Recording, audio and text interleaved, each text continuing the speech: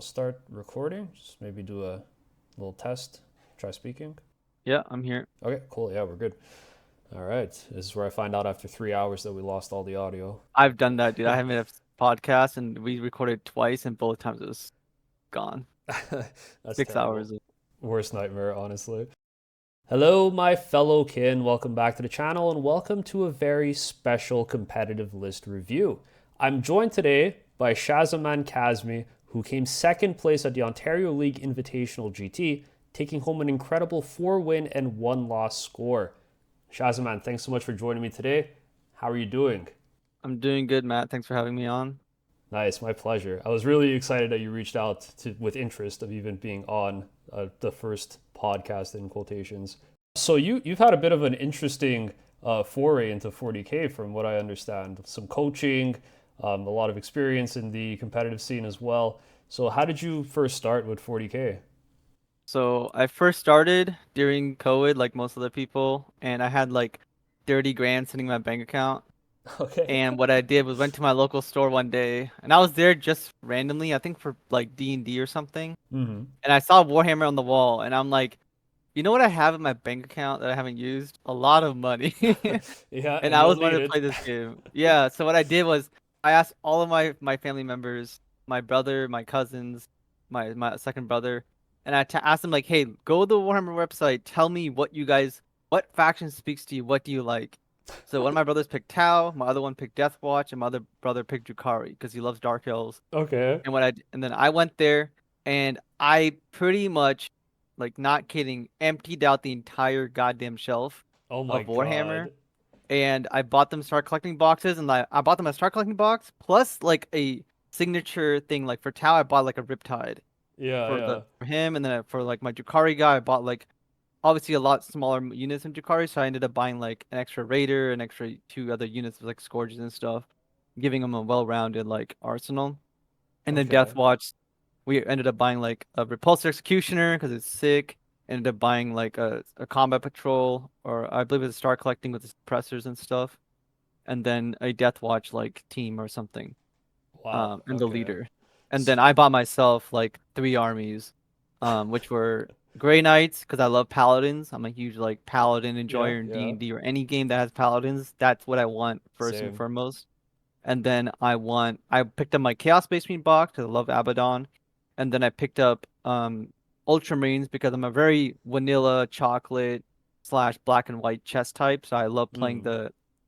the most like mainstream, not mainstream, but like the most vanilla-ish chapters or armies, Yeah, for sure. poster boys. That was my big jump into Warhammer. That's a pretty Um, massive jump. I think GW probably has you to partially thank for their stock price surging in I COVID mean, years. yeah, that store definitely has me to thank for just basically paying their rent for a whole year or something. I Yeah, don't know. that's crazy. And I Yeah. mean, like, so this was just completely impulsive. You saw it on the shelf and it just drew Yep. you in to try it out. Okay, that's cool. Yes, that's pretty much what I did. I obviously I knew it from when I was a kid. We had a Mm. GW store in the mall, and it was too expensive. Um, so instead of going to GW, I used to play card games like Yu-Gi-Oh, Magic, growing up, going to nationals and stuff, all the way till high school. And then, so that's like how I bought into Warhammer immediately. And then as soon as we did that, me and my friends and my other good friend Will, he plays demons. He's really good as well, locally here in Canada now. And we went and we just spent hours and hours building everything. Like we spent like a whole month just building and playing like like as fast as we could. And we would just come over after work, whatever it was, just grinding like three games Ah, and dude, learning the rules. what a dream. Um, What a yeah, it dream. was just a huge hobby event for like 2, 3 months straight. Wow, that's incredible. That sounds like a lot of fun. I'm a little envious. I wish I knew you a little earlier.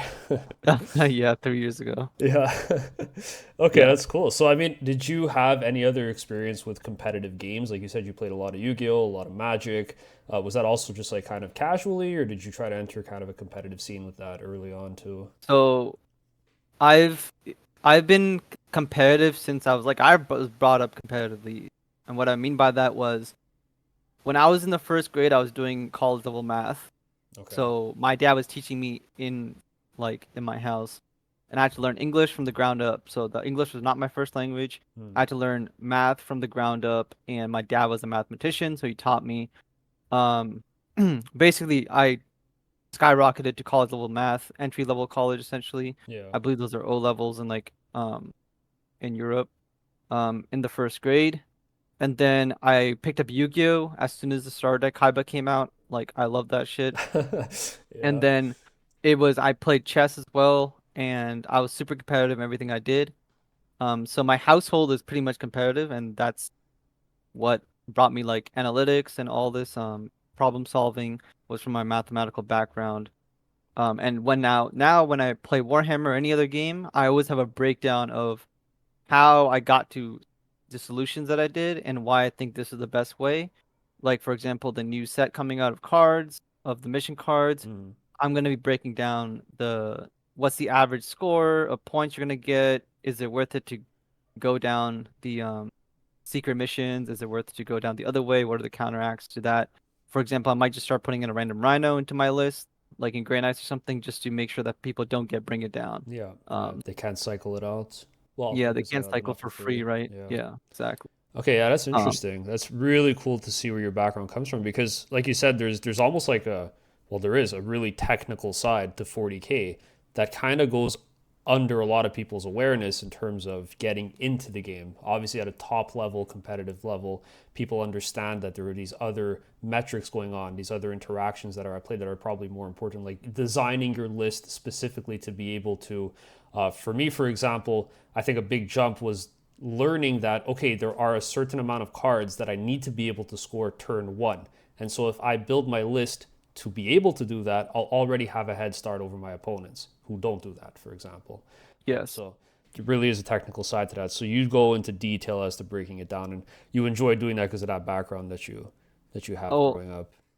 I enjoy doing it because I want to win.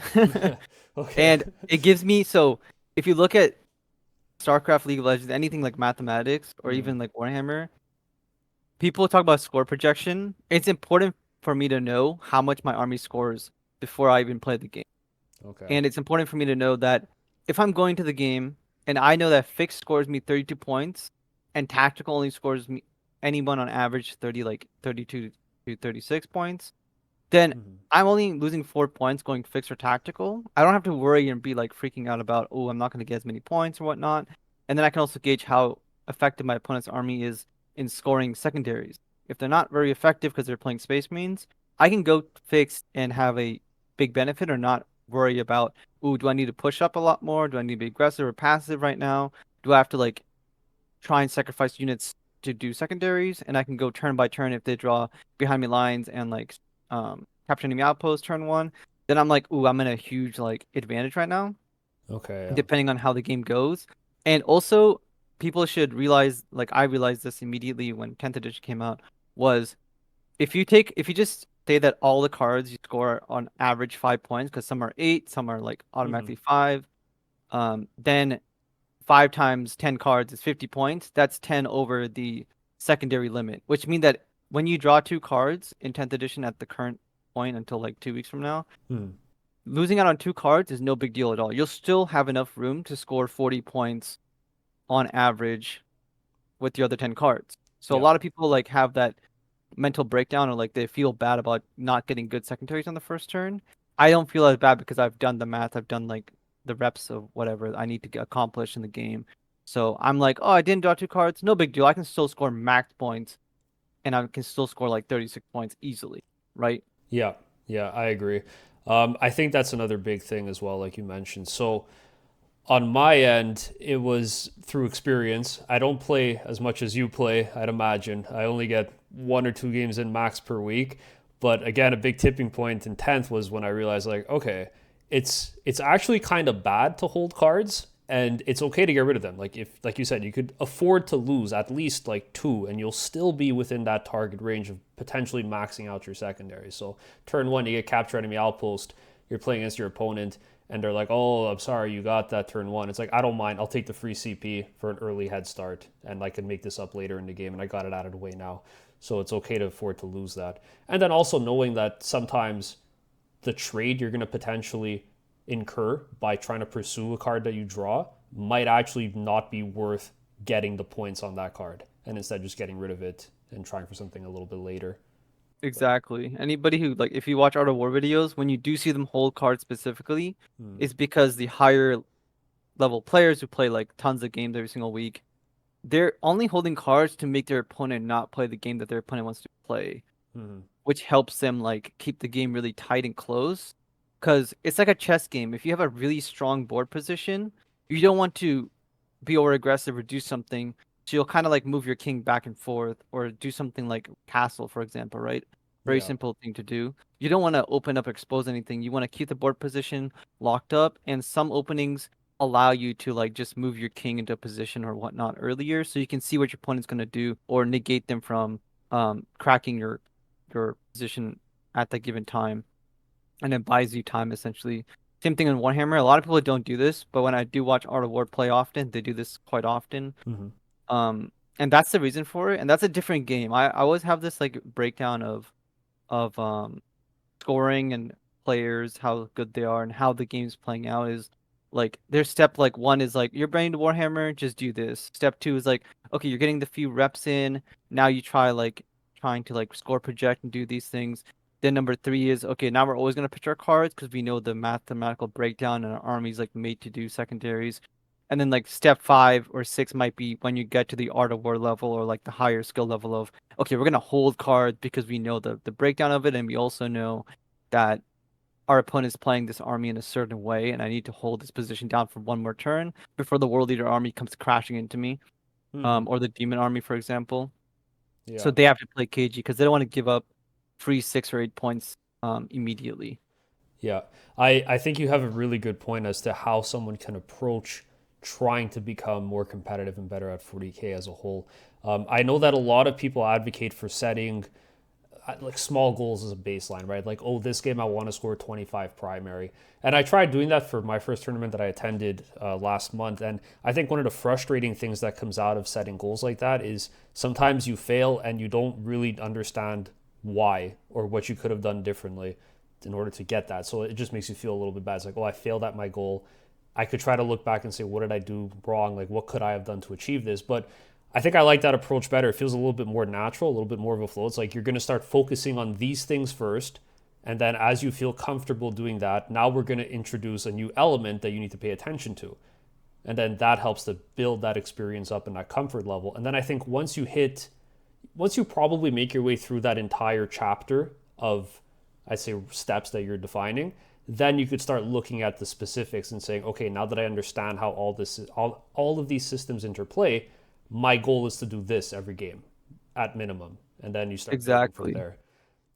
It's also a big thing to think about for when newer players, like for example, my tournament, somebody came to the tournament with a like I think it was a major winning Iron Hands list with the planes and everything, Mm-hmm. and he had like literally a copy of the list, and he went 0-3 because he didn't know how to play it at all. And Yeah. he was a newer player to the game, but and net listing is perfectly fine. But that's also like an easy list to like Iron Hands to play and just killing everything. Sometimes you are gonna go 0-3 because you have no idea how to play your list. Yeah. And this is why I think Art of War has coaching, Vanguard Tactics, I coach, um, and it's all these like people coach, and this is why getting a coach is really, really nice. If you are trying to get better at something, I highly recommend getting a coach, not just for my sake, but everybody else. Like it's for your sake ultimately, because Mm-hmm. when you're trying to get good at math or school, you go to school and you go learn. And if you just try to learn by yourself on YouTube, you can do it, but it's a lot harder and you're gonna miss out on many things. But if you have somebody guiding you, like your parents or like your older brother, whatever, or a teacher, it makes the game and everything so much easier. When you're trying to learn Warhammer, it's a lot easier to learn with a buddy who already knows how to play Yeah. than it is trying to do it by yourself. And one of the biggest reasons for this as well is list writing. A person can tell you this is the best list possible, but when I coach somebody, I tell them this list is you're correct. This is the strongest, best list possible, and it can go win a super major tomorrow. But it's way out of your control right now. You don't know what these pieces do. You don't know how to Mm-hmm. use them, and you're not going to get the most. But if you use the less skilled units, then you can get more out of those units at all times. If you play League of Legends, if you play any competitive game, um, there's gonna be like if you play fighting games, Ryu and Ken are a lot easier to play than like Sagat or something that's complicated or combo based. So you're Yeah. gonna play like Ryu and Ken, and you're gonna enjoy just punching and doing small combos or doing bigger damage and being a little tankier than you're playing a combo based like female hero or champion, whatever you call it, Hmm. where they need to hit a lot of things and really they take a lot of damage, unlike the more tankier people. So in Warhammer, I use the exact same thing when I'm creating lists for people, and I realize that the more units I give them to just play the game, do actions, and they always have something on the board, the easier it is for them to be like, I only lost by 5 or 10 points. Not I didn't get blown out because I'm using this big aggressor brick, Hmm. and all of a sudden I just lost it all Yeah. because I used it for like it whiffed or it did something bad or I used it too early, um, and so on. So it's really important to just get a coach and get into the mindset of if I'm actually gonna try to get better, it's okay to spend 100, even 40, like whatever amount of money, right? Instead of buying that new tank for your army and hobbying it up, whatever, spend that like amount of time and effort into getting yourself better so you can have more fun with Warhammer because you know what you're doing and it's a lot easier to do math when you know how to do it to some degree rather than Yeah. like, when you're a kid you're like bawling your eyes out because you're like I can't do this, like it's too hard. For sure, yeah. I think like there's obviously a massive learning curve to 40K just between like understanding like baseline as a new player, like how does this game even work functionally, the mechanics, and then after understanding how your army works, understanding how everybody else's army works, and then the interactions that come between those matchups. And that's just not even entering the competitive scene yet. That's just baseline to play the game and not absolutely get tabled every time, like even among friends or more casually. So I think the learning curve is a very real aspect. And from my understanding, and obviously it's common sense, but like as you put it, right, like getting a coach is a helpful way of almost getting like a tutor in a lot of ways, like in school. You're trying to have some guidance as to, okay, what are you doing well? What do you need some improvement on? Let's reshape your perspective on this a bit and practice, try doing this. And so maybe it's just like, in a lot of ways, like a calibration just to adapt a little bit more towards what your goals are in the Yeah. game. So And that makes a lot of sense. speed. And Anyone speed, who's yeah. like Yeah. listening to this, the very first thing when I went out and bought all those Warhammer boxes and spent like $10,000, I immediately went to Art of War and I messaged Nick Nanavati and I told him, please give me an Ultramarine list with Gilliman that can go win a GT. Because ultimately I'm a competitive player. And he made a list, he gave it to me, and I played that list. I lost probably 50 games in a row. But every single game I was there to learn. Yeah. And after the 50 games, I went from being a noob to being like a RTT winner essentially, like Yeah. immediately in those 50 games. Yeah. And I had the most basic units, and it made all of my opponents would look at that list who had like good experience, whatever, and they'd be like, I have no idea what you're doing with this. This is just like MSCU random unit. And then Mm-hmm. they would get tabled out of nowhere. And I'm like, yeah, I can if you don't know what I'm doing, you don't respect that I'm just playing the Space Marine army, Yeah. you will get tabled by Space Marines, and I will outscore you like hardcore. Yeah. Um, Yeah. Absolutely. I think you touched on something really important, which is the volume of games that you need to play to grow as a player is very important. It helps yeah. with speed, it helps with just game knowledge, it helps with experience. And then you obviously, as you experience and you see more things happen, you understand and you remember and you learn from that. So volume is really important. And I think if somebody wants to go more competitive or go pro, they got to get the reps in. Like with anything else, you have to practice. You can't just play once. I honestly don't think you could even do it with just playing once a week. I'm trying to get more No, you games in, cannot. and you feel the lag with that. Honestly, like you play once a week, the next time you go back, there's like a small period of, oh yeah, it's true, I need to be doing this. And then if you could play twice as much, then that is immensely helpful. So 50 games as a beginner is, I think, really, really significant, Like especially if it 50 was, weeks, right? yeah, like exactly, yeah. Like if you could do that in half the amount of time, double the amount of experience, you're going to see a difference. And it's incredible that you're able to do that so quickly in order to start winning RTTs. And I think you touched on a second thing, which was also really interesting. And it's a good point about the killing in the game. Sometimes people just assume that, okay, you're bringing something to the list. This doesn't pose a threat to me. It's safe for me to come out, which could be important for trading for sure. But killing is secondary in this game. It's all about how you use your pieces effectively to get the most value out of them and to earn you as many points as possible while denying your opponent. So The killing part isn't as important. So if you show up somewhere with the Ultramarines and people aren't respecting your ability to do that, to close a game, or to be patient and start scoring and having them come towards you and fall essentially into your trap as to how your army works, then it's going to be problematic for them to catch up to the Yeah, end. that's a huge one. When I go to my local scenes and tournaments, even when I went to this GT, when I coach people, I tell them like people are here to play Warhammer. They're not here to win Warhammer. They're here to play Warhammer. What I mean by that is they want to play Warhammer, which means they want to move their models, they want to shoot, and they want to do stuff, right? Mm-hmm. If they want to do that, that means they're exposing themselves, and that means it's easy pickups for your army. You're like, if I don't do anything, my opponent will come to me guaranteed because he wants to play and have fun with Warhammer, and that's all right. But I can win the game easily by knowing that my opponent is most likely going to do this, right? For sure, yeah. Like When you have to be aligned with who you're trying to play with. Like at a local store, if you're just playing for fun, nothing wrong with that. Warhammer's a fun game. Sometimes I just want to pick up some dice and throw Yes. them. But there's that part of your brain, if you're playing more competitively to win, where you could interpret anything, even if it's a casual game, and learn from it as well. Yeah, and the big part about it, that's why I break it down into like steps. Like step one is like I only want to play Warhammer. Like that's the base step of like I'm gonna move my model, shoot stuff. Step two is like okay, I'm gonna try scoring more, so I'm gonna adjust my list for more scoring pieces or better units. Step three is like okay, now I'm gonna try to like stage and also score, and like now you're pretty much playing where like you can maybe win an RTT or go 2-1, which is like most people are around this area. I'm gonna try to stage a little bit, score a little bit, Mm-hmm. forget some things, all this stuff.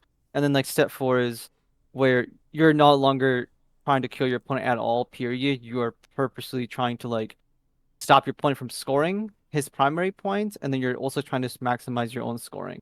And Yeah, that denying primary points is a huge one. Anybody who can try to kill your opponent, change your like mindset from killing your opponent to deny them primary, you will probably win way more games by just taking a 5-man intercessor squad or something and just running it up the board and yeah, being like, look at that, I just denied you 5 points. I'm winning the game now. And you do that 2 or 3 times, the game's over. yeah. It's crazy because you don't realize it. I guess you do realize it if you're experienced, but if you're just starting off, Yeah. you don't realize how quickly the points slip away because you're Yes. not tracking that mentally. And even if you have it on paper, you're still not tracking the potential differences that'll happen over the course of 3 additional rounds. And so, like, I experienced that when I went to my first tournament recently and I made the video on it. I played against Tyranids, never played against Tyranids before. He's running Crusher Stampede. So, I wasn't too comfortable with my game plan overall. Didn't really know what to expect and what I should be doing. I got absolutely tabled by turn 3. And then the second time I played into Tyranids last week, the first thing I did was, okay, my bikes are move blocking all game until they die. That's all they're doing. And so I'd block the monsters. I'd try to block people from walking through to objectives. And that's how you edge out the win. You just deny that ability early game as much as possible for your opponent to score on primary while you slowly take the lead. And then once they become too aggressive and push towards you, this is more specific to Votann in my list. That's when you capitalize on that and make the push to end the game. So it's pretty Yep. crazy that there's so many different dimensions to playing Warhammer competitively as to what you should be doing in order to win. It's honestly a really fun game. Yep. Cool. There's a huge fundamental walkthrough. Yeah, yeah. There's a lot to take in. On the topic of coaching, how long have you been coaching for?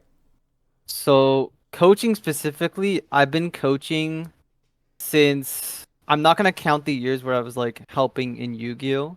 Because Mm-hmm. I was like a kid and I was just helping. I was really good at it. I had the whole like all the cards memorized, whatever. Mm-hmm. But I've been coaching since League of Legends season 5, which was quite a long time ago Yeah. now. I think 7 years ago. Yeah. So I started coaching that, and then Warhammer I've been coaching for, I would probably say 1.5 years, I think, Okay.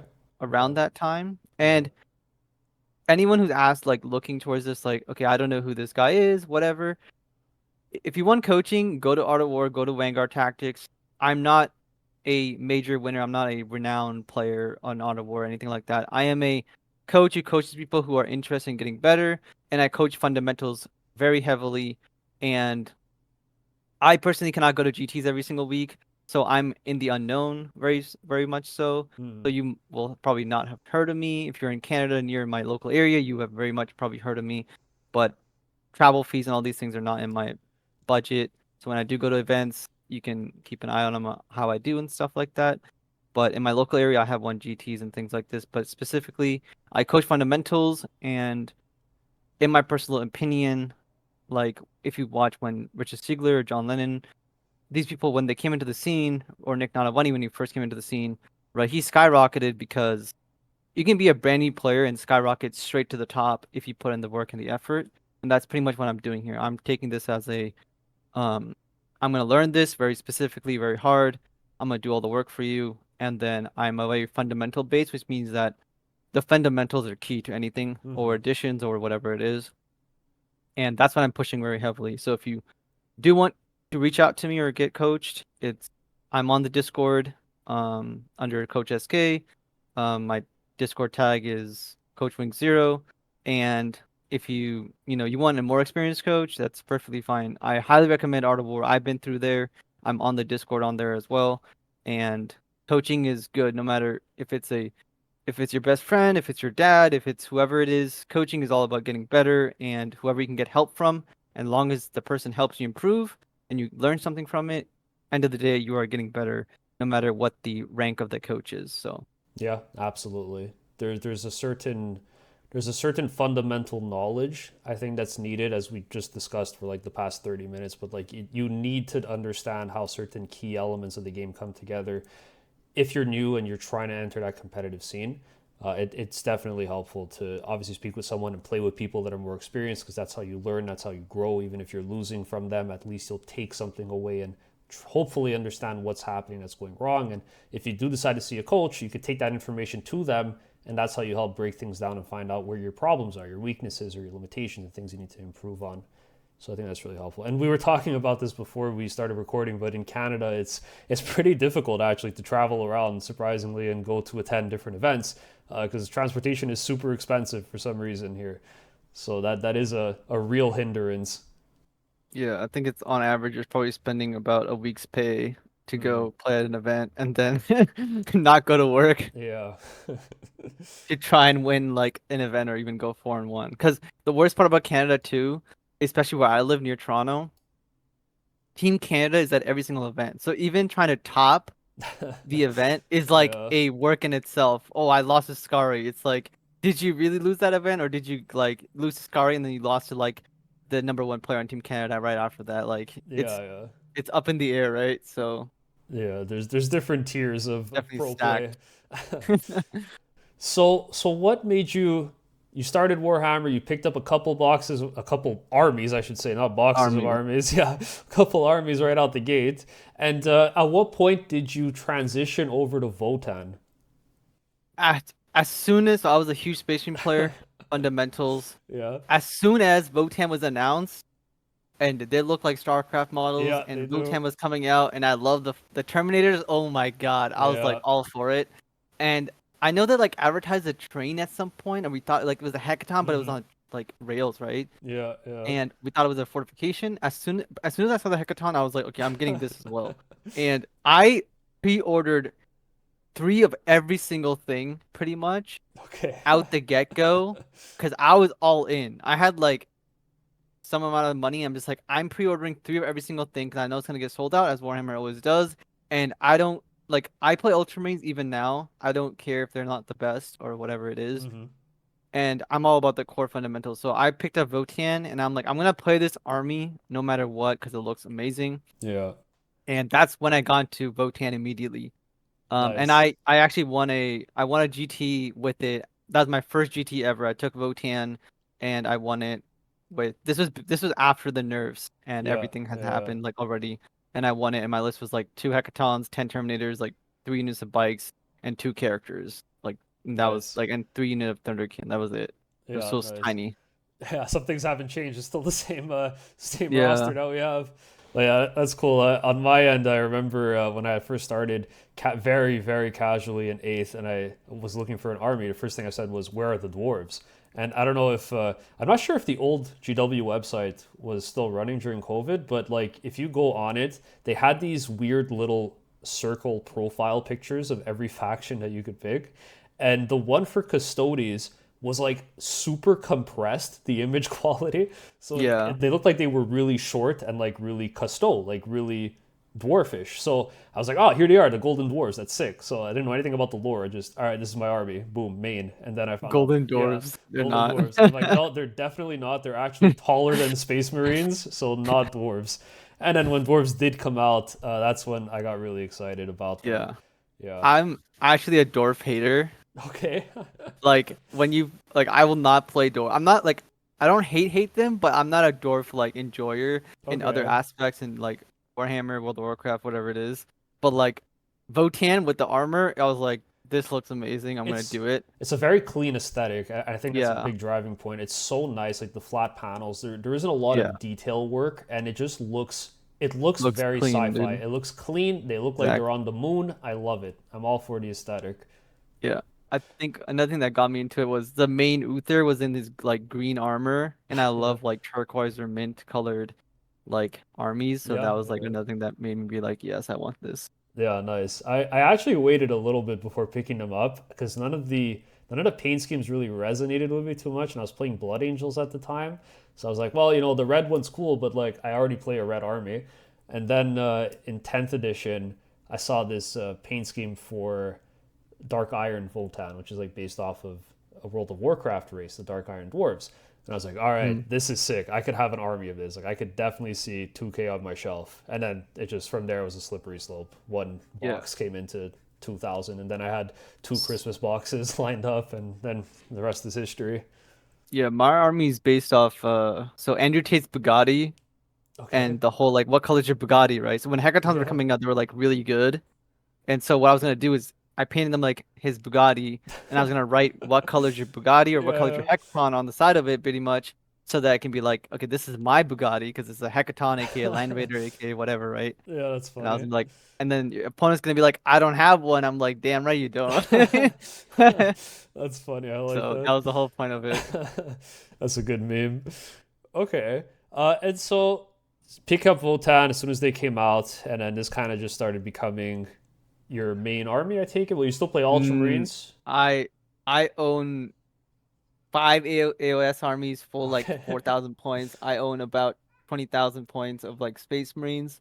So Wow. my core armies are Space Marines, and then Votann, and then Grey Knight. Because Grey Knight's my favorite army. Space Marines were like my fundamentals army, so I always keep running that. And then Votann is like the army that I have the most fun with because it's very simple to play, and we're just waiting on more units, but I just love that Space Marines are too expensive for what they do, Yeah. and they always get nerfs and these things, and they're always like too expensive to keep buying like Yeah. whatever the new meta is. But Votann, I just had the whole collection, so I always just love playing it. Also, nobody else has it, Yeah. so I'm kind of like the only one. So I'm like, oh, dude, I'm gonna bring it.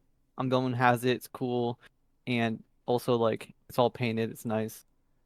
Yeah, it's funny actually. Not a lot of people play Votann, and they're probably, I would say, they're one of the easiest armies to collect right now. There's like what, 12 models in the range. You buy three of everything, you're good to go. It's like That really and like not that bad.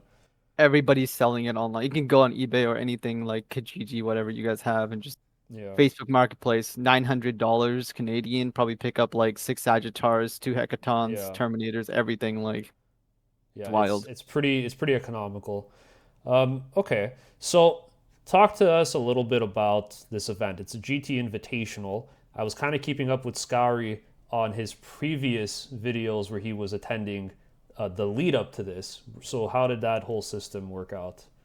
So we to go to this event, this one you could actually buy into it with $50 Okay. if you wanted to, 50 Canadian dollars, because it was capped at 32 players. At there was a GT level.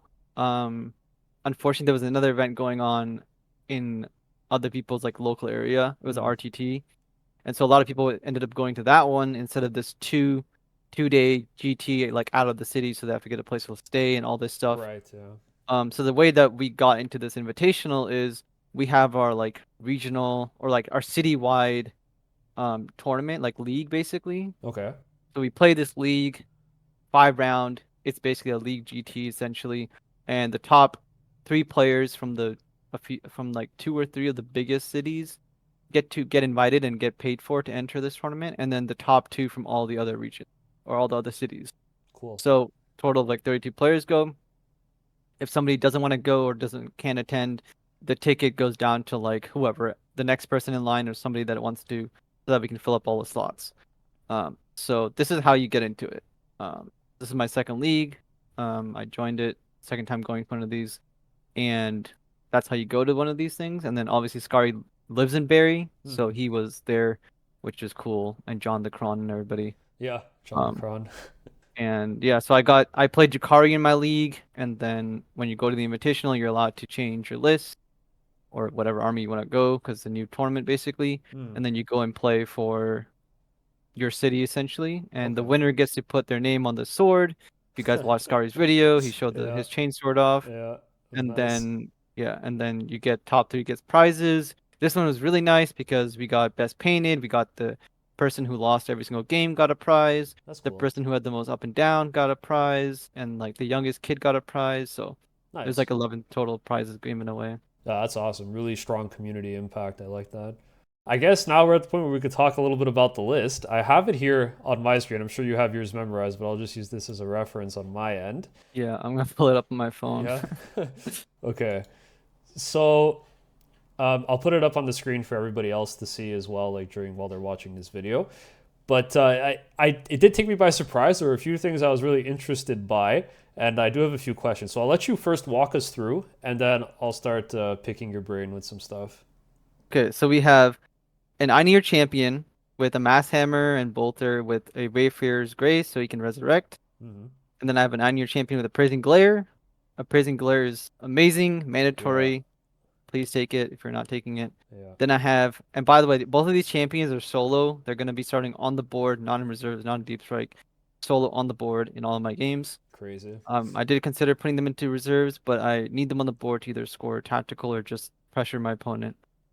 The Call, he's my warlord. He's got grim demeanor, and got a bolter just for extra shots, and he's got a mass gauntlet and a 5-up invul crest for my Terminator. That almost never comes up. And then I have two units of Hearthguard or Hearthkin, sorry, Hearthkin warriors. The reason I have two and some people run one, I really enjoy having like more units to more screens, more secondaries, and the heavy weapons are quite potent. I run the auto rifle for advancing and all that jazz, and also the high-rise rotary cannon. Just the amount of shots this thing puts out is Hmm. actually useful because they're all strength 6 AP 1 damage, ignoring cover. And then the sergeant does have a kin melee weapon and a 4-up invul from his crest, and then it has all the upgrades, the medipack, all that. I did take the ion blaster specifically because AP to 1 damage, ignore cover is just better than taking bolters that have no AP and then people just save it. And I Hmm. believe it's also a strength 5 weapon if I'm not mistaken. Yeah, I think it's strength It's strength five. 5, right? Yeah, Yeah. that's So, and then I have interesting. 5 Sagittars. I took high beam cannons on all of them. Yeah, I casino. regret taking them. I Oh regret yeah, you taking them regret so for much. real. Okay, okay, we'll get back to that 100, after. yeah. And then I took 2 Berserker squads, both with concussion mauls and mole launchers. Then I took a 10 brick Einir Hearthguard with plasma and grenade launchers. So teleport crest, and then the concussion hammer on the sergeant. And then I took 3 units of bikes, 2 6-mans and a 3-man, and they had all the upgrades. Searchlight and scanner, and then the 6-mans had everything combined, and they had the high-las rotary cannons. So that's the whole 2,000 point list on the nose. Nice. Okay, so immediately my first question: these Iron champions. So like, what's the game plan with these going in? Is it just really because they're 60 points, so they're super cheap, and you could do tactical missions economically, or are they actually going to punish your opponent on the board? So appraising glare is mandatory, in Mm, my opinion. So you have to have a character, which is the Anu Champions, like one of the cheapest ones, and he does something. So he's got to go in the list. He either stays on your home field in some games, if you need to hold it against like 3 and deep striking armies or whatever, or he's gonna go into one of the corners and he's gonna do investigate signals if you draw it first turn, okay. and he can also be used as a screen. The other one is the other I need champion with the Wayfarer's Grace. This guy's not as needed, but we don't have that many units in the army, which is why the new guys coming out with infiltrate, I hope they're about 75, 85 around that range, because Okay. then I can just take out one of the champions, put that unit in, get an infiltrate, and be set. If it's more expensive, then my army is kind of like hurting. Yeah. Um, but he's gonna go up and be a counter punch or a threat piece where your opponent cannot walk up. If something's in a rhino, he can pop it. If there's a squad, he can go in, do mortal wounds to like 5 legionnaires, kill a few of them, and hang out because he's really tanky and he's really hard to take out by just trying to punch him with even a power fist or something like that. He's got 5 wounds, 4 up invul, armor attempt, 2 up save. He's really bulky. Hmm. And then so I used him as a threat piece and also a screening piece most of my games. And my opponents were like, I have to keep reminding them that I have 2 on your champions right here, and a lot of the times I'll use them together if the opponent is playing, if I need to push up a lot more, if they're playing a melee army. And then Hmm. I have 2 working in cohesion will basically be 8 attack or 6 attacks and then 2d6 more 2d3 mortal wounds and so on. And they're gonna go kill it whenever they touch essentially. Okay, Um, okay, I see. yep, Okay. and the Wayfarer's Grace just resurrects one, so your opponent has to actually kill it in 2 phases or has to do something to it. Hmm. And if they want to use a grenade strat on it and try to do mortals, they still gotta shoot it and do whatever else. So nobody ever grenaded them, I believe, in any of my Okay. games, but they pretty much did work all the time. Okay, okay, that's cool. Yeah, that's interesting because I feel like off of the data sheet, I just feel like they get a lot more value when they're leading the unit of like Hearthguard. In my case, I always run five. I like running five Hearthguard. It feels good. It feels like it's enough damage. It feels like it's a good trading piece, a good threat. And so having the Echamp there to reroll charges, you just get like you're paying a premium for that innate ability to reroll charges. And so it's interesting that, because if I'm not mistaken, he can't actually do that himself, the reroll charges alone, right? He has to be leading a No. unit. Okay. Yep. So you still find that he served his job and he got you value every game. Yeah, I would not take them out of my list at all. The only one I would consider is taking one out just so I can get the new infiltrators Yeah. out, test them Yeah. out. But if they're too expensive, I'm considering not even running them, to be Yeah. honest. I like I've been in the Discord, like I'm sure you've seen, like we've been talking about what the predicted points cost is, and some people are saying they're gonna be like 125. If that's the case, like I just don't even think it's worth it, to be honest. Like I've been doing fine the edition without having something to stop scout moves, to stop my scout moves, or to stop opponents. And I think you could just probably play around it if it's Yeah. that expensive. Scary asked me the same question. And as soon as after the first game, he came up and he's like, "How do I feel about the new units coming out?" And I told him, if they're around this many points, I can take out a unit, put it in. But if they're over 100 or even at 100 points, that's a little bit too much, and I'm Hmm. just gonna not take them because if we're already doing a 50-ish, whatever 48, 51, whatever our win percentage is, we're Hmm. doing fine. Half of the time, your opponent's gonna get deployed first anyways and still get to move block you. So like, Exactly. I don't if it's not going to make me win more games often enough, or I'm going to lose anyways if he gets a first deployment, I'm not taking this 10-man unit, which is so hard to hide That's on terrible. WTC. And in Canada, we do play WTC quite a lot, I believe. Yeah. Yeah. So yeah, I was really surprised to see that you can combat squad them into two fives. That took me yeah, by surprise, honestly, because you would expect thematically with the rest of the army, dwarves are typically smaller units, and you have the option to take the 10 Terminator brick as well, which is obviously quite impactful. But for a small skirmisher who probably is just there as utility, they're going to die turn one. You're just there to move block and to help support the rest of your army scout forward. It just feels weird to have a 10-man footprint, especially if they're going to be like 120 points, presumably. I wish you were able to split them up, a yeah. little bit more The value. worst part for me was the 10-man, of course, but from reading the lore and what GW said when they were like showing them off, I Hmm. was expecting them to have like 5 special weapons, not just 2. And it's Yeah. like, why don't I have more special weapons so that I can actually do some damage? And their special ability rule to react and move, yes, that's cool. But as we'll get to the matchup, like I don't care if you have a react and move, I'm just gonna kill you or I'm gonna play around it anyways and Yeah, not have you do exactly. it. So I don't want to react and move. I was hoping that they would give, like, I shoot something, my whole army gets to reroll hit rolls or something, or get some Hmm. damage buff or a debuff that if I die, whoever killed me, your whole army can reroll hits against it. Like I would take that, Oh yeah, and yeah, yeah, anything that made my army do more damage and be stronger, 100% I would take that. yeah. If they if they gave us access to reroll hits, I know. I'd pay a big price for that, It'll be especially on the amazing. casino weapons, like on the land forts, on the Uh, Sagittars. My guy, please, I just need something to rerolls. reroll, anything. But yeah, okay. So that's good to know. I feel like we're pretty aligned on that as well. Like the price is going to be a determinant as to whether or not that's included, even if there is a lot of innate value from having a forward deploy. Infiltrate, yeah. Okay, so for the two 10-man warrior bricks, I like this as well. Like in my experience, I put a video out for a recap of my first tournament, and I felt like it really does feel smooth to play with that many bodies on the table. It helps a lot. You have the option of using them for tactical. You could use them for move block. You could use them for screening. It just feels good to have that many bodies. But I wish there was a way to take 15 instead of 20. Like the extra 5 that were always left over, sometimes I just forget to bring them in from reserves, and like it would have zero impact. Like even in my practice games, like I'd forget to bring that squad in, and it's like, oh shoot, do you mind if I go back and just throw this in the corner in case I get signals like down the line? It's like, yeah, sure, that's fine. So I wish that you could take 15 instead of 20. How did you feel about the 20 total? Was that a good number for you? So I was in that same boat a little bit, or taking 25, like somewhere around like basically a 5-man. But Yeah.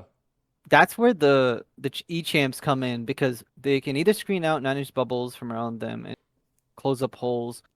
They can also go out, and the big thing is, instead of taking 15 of those, now points I understand, but as we'll get to, 3 5-man berserker units are what I would want in my list, Okay. and just use 5-man berserkers as a 5-man unit that can go out and screen for you, because I use them as a screen in my games, Hmm.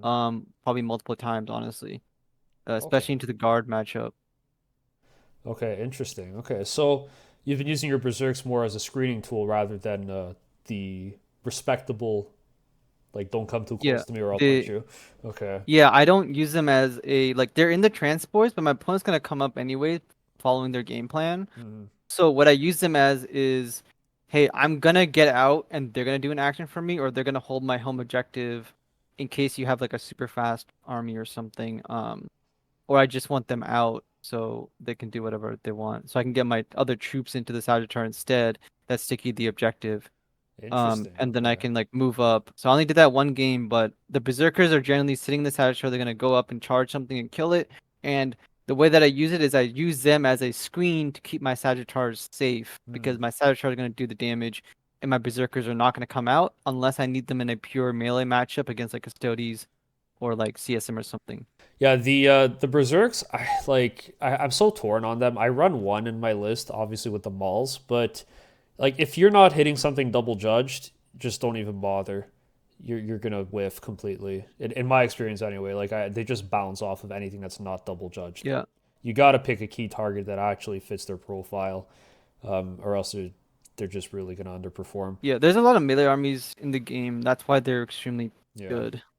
You just have to, they move 8 and then they go charge something. It's really, really helpful yeah, to just do that. yeah, for sure. Um, Also, they do fight on death, and the unit is killed. That's when the token's applied. Hmm. So like, if your units die, the token's applied pretty much immediately. Yeah, And they can just fight on death pretty much. yeah. But that's what the appraising glare was so important Oh in the yeah. games. Appraising glare is essential. I would Yeah. never run a list without it because you need that token economy to Yeah. actually do anything, especially if It's someone has stealth on. It's exactly. It's also why essential. the 20 warriors are there, to make sure that the berserkers do get tokens on them. Hmm. And a lot of things, they're strength 9, so they're winning on 2s. They just need that single token to hit better. Yeah. Now for the Sagittars, you said you would not run the Hylas. That's surprising. I would think with 5, the Hylas would probably be the better option just because you help to average that out with like all the variants. But what was your experience like? So I prefer the range way more. Okay. You need, because if you have 24-inch range, you're gonna get charged or you're gonna get shot back and killed. Hmm. But a lot of armies in the game, especially like CSM or melee armies, and when you went to your last tournament, people will leave stuff in the open or you can get angled. But the thing is, you don't have the range to shoot with your Yeah. Sagittar, so you can't do damage. When you do have the flat 3 damage and you do have the extra rocket, Hmm. the extra rocket pretty much makes up for the fact that you might get a RNG, like D3 extra shots, whatever it is. Hmm. And with a extra token on something, you are still wounding most things on like 4s, Yeah. or like, oh, every single thing, I guess, on 4s.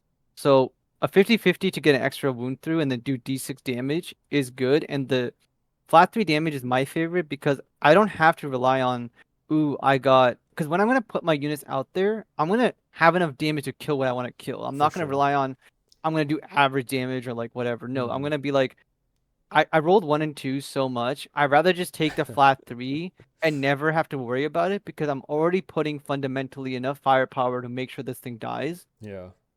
And I'm not gonna care if I get a 8 shot with 8 wounds and then the thing takes like 36 damage. That happened like once, but it was like, okay, now the rest of my army is in the open and the target died, and now I'm gonna get shot and lose like 3 Sagittars instead of one, Yeah. or whatever. That didn't happen. But like from a fundamental philosophy of the game when I play Space Marines, I have to use my tanks, screen, measure out everything, and have enough reliability to kill the target that I want to kill. And even in Space Marine, when you have Oath of the Moment, you have Inceptors and multiple guns, something doesn't die and it feels really bad. So Yeah. that's how I feel about Satellite. I'd rather have the consistency that I want rather than trying to rely on the RNG. Yeah. When the army was before we got our buffs in 10th edition, I was taking maximum RNG because we sucked so much that Yeah. we just needed to RNG to even have a single chance at doing anything. Hmm. Um, but now I prefer if I was gonna take the sustain ones, I would probably do like a 3-2 split either way, so I can have the long range. Those things can die, and then my sustain ones can come out and play afterwards. Okay, I Or like the that. sustain ones can go up. They can like so the long range would come out. They shoot, do some chip damage, then the sustain would come out closer, do damage, kill whatever they were gonna kill, and then they die, give tokens something, and then the back ones come up and keep laying down firepower. And something that people underestimate is when you do have the extra shot of the rocket launcher and the flat 3 damage shots, you have three. I sometimes do pop the sustain 2 on the Sagittars, like turn 1 or something, if I don't need the CP later on in the Okay. game.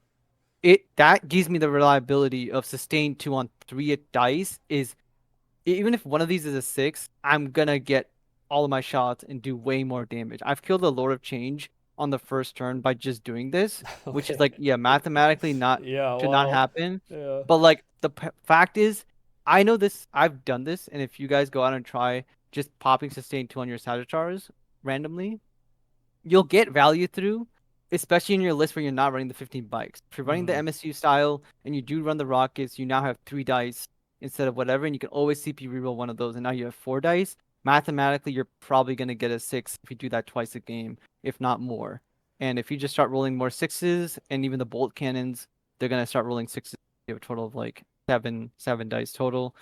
You're gonna do some damage into something. That's very, very interesting. Okay, I hadn't really ever considered trying to pop sustained hits on the Sagis to fish for more output, but that's also because I just run the high las, which natively does have the Has it? extra Yeah. D3. But yeah, it's super frustrating when you have the high las and it just completely whiffs because you got to get through so many different barriers before you inflict the damage, and then ultimately at the end you could do just one, which sucks. So Exactly. yeah, like you said, I think predictability is probably more important than potential, especially if you think you have the tools to not have to rely on high damage to outscore your opponent. Um, I guess it's interesting because you would think that by running so many Sagittars, range aside, you get to average out the damage over the course of the game with everyone firing. But I could see the argument for saying, well, with so many Sagittars, I want to ensure I have more consistency, and then I'm going to run the 3 damage output instead. So you know how much damage you're going to be able to do on a mass scale throughout the course of the game, which Yeah. has a lot of value for sure. And the longer range is very helpful as well. Especially when the army's already so inconsistent. When you miss with a full side char, you're like, well, I'm not gonna kill this target now. Mm-hmm. But guess what? I can pop sustain 2, and now that I know that I rolled ones and twos on this one, I should roll sixes on the next one. Like, so sometimes if you want to math it out like that, if you roll a 6 or you roll a 1, Mm-hmm. it's very unlikely 1 in 32 chance you're gonna roll another one, Yeah. correct? So you can use that math to be like, hey, I just rolled like a 1 and a 2 on this dice. I'm gonna probably roll a 6 on the next like 4 shots that I shoot. So I'm gonna do this now. And it lets you like split fire or like just mow Yeah. something down. And if that first Sagittar does kill something, because we've all been in that situation where we have too many targets or like it's getting into a dicey game, that single extra like sustain 2 can really help you get out of a situation, Mm-hmm. and get the damage output, especially when you're not running the 15 bikes Yeah. and there's more MSU. You're gonna want to pump out a bit more damage. Okay, pretty cool. And then in terms of cargo, you're bringing the two berserks inside of two Sagittars, and then the warriors. Yeah, There's and then five the left over. warriors. Are you starting five on your home objective or five Home in objective. reserves? Okay. Yep, always on the home objective, exactly 14 inches away from one of the corners to do investigative signals. Yeah. Okay. Cool. Next, we have the pioneers. So here you're running 15 bikes, which we have seen a trend for. This is pretty popular, especially if you're running the Mass Sagittar archetype. So talk me through their performance, their use on the table. How did they feel for So you? we played WTC, and at this event, the very first map layout was it was WTC first of all, so it's hard to like get angles to shoot. Mm-hmm. These things are really, really good. I didn't have to fight any Catans or any like there was an Eldar player playing like the Avatar of Kane and stuff. Okay. People don't know the Pioneer's damage output. They just know that they teleport in and out and there's like a big break of them. So like, ooh, that's like a lot of whatever, right? But they don't Mm-hmm. know the damage output of how much damage this thing actually does. It's pretty much my secondary Hearthguard break of 10 Hearthguard, just going in and picking something up or doing serious amount of damage, especially if you need the extra damage, you grenade them and then dump everything Yeah. into it. True. And the layout that we played on WTC was like the big four L's for the first day. It was like first day, all three games were on the four big L's in the four different quarters. Mm-hmm. If you guys are familiar with WTC, that's like the map layout that we played on. I'm sure Matt here can put up Yeah. a picture or I'll put a something pic for after. them. And so all first three matchups were that. So if you guys are thinking about it, that's what the matchups were or the layout was. And those matchups, my bike kind of just screened everything and sat back the entire time. And I'm pretty sure I didn't even go first in at the Custodies game I did go first, but the other two games I did not go first. And they didn't. They were just screening everything out pretty much most of the time. And then in the certain matchup when I did need to go kill something really, really like fast turn one or Mm-hmm. really pressure my opponent, they were really, really strong. And because my Hearthguard were in deep strike, it gave me an output to use my sustain two immediately. But honestly, the Pioneer just keep my entire deployment zone locked up Yeah. really heavily, Yeah. and nothing can enter and nothing come close to it. And then your opponent always has to respect the fact that, hey, I can't leave my deployment zone open turn three because these bikes will come in and pick up everything, and I can't leave angles because the bikes can teleport and shoot down the flanks left and right. And then that's where the fight's taking place too, is in the left and right of the lanes, Mm-hmm. or in the middle. The middle is like generally going to be open because no one wants to go there and die. Yeah. So on the left and right lane, I can just teleport my bikes left and right, and then just proceed to apply extra firepower where my Sagittars need it. Yeah, okay. I definitely see the value in the footprint for screening, 100%. I definitely also see the value in getting the angles with the bikes. They're probably the easiest thing in Votann to get like a turn one kill on something. Like if you were going first and somebody was too greedy and they overextended with an infiltrator or something. They are good at that for sure, and then popping up and down is always helpful. I've tried running six. I was telling you this before we started recording, but like they just I guess I'm not sure how to use them efficiently enough, but they are a technical unit because if you misplay, they die instantly. They melt. They have Yeah, a 4-up base save. So you have to be careful with how you're using them. But I mean, everybody's running sixes, so there must be some I value there.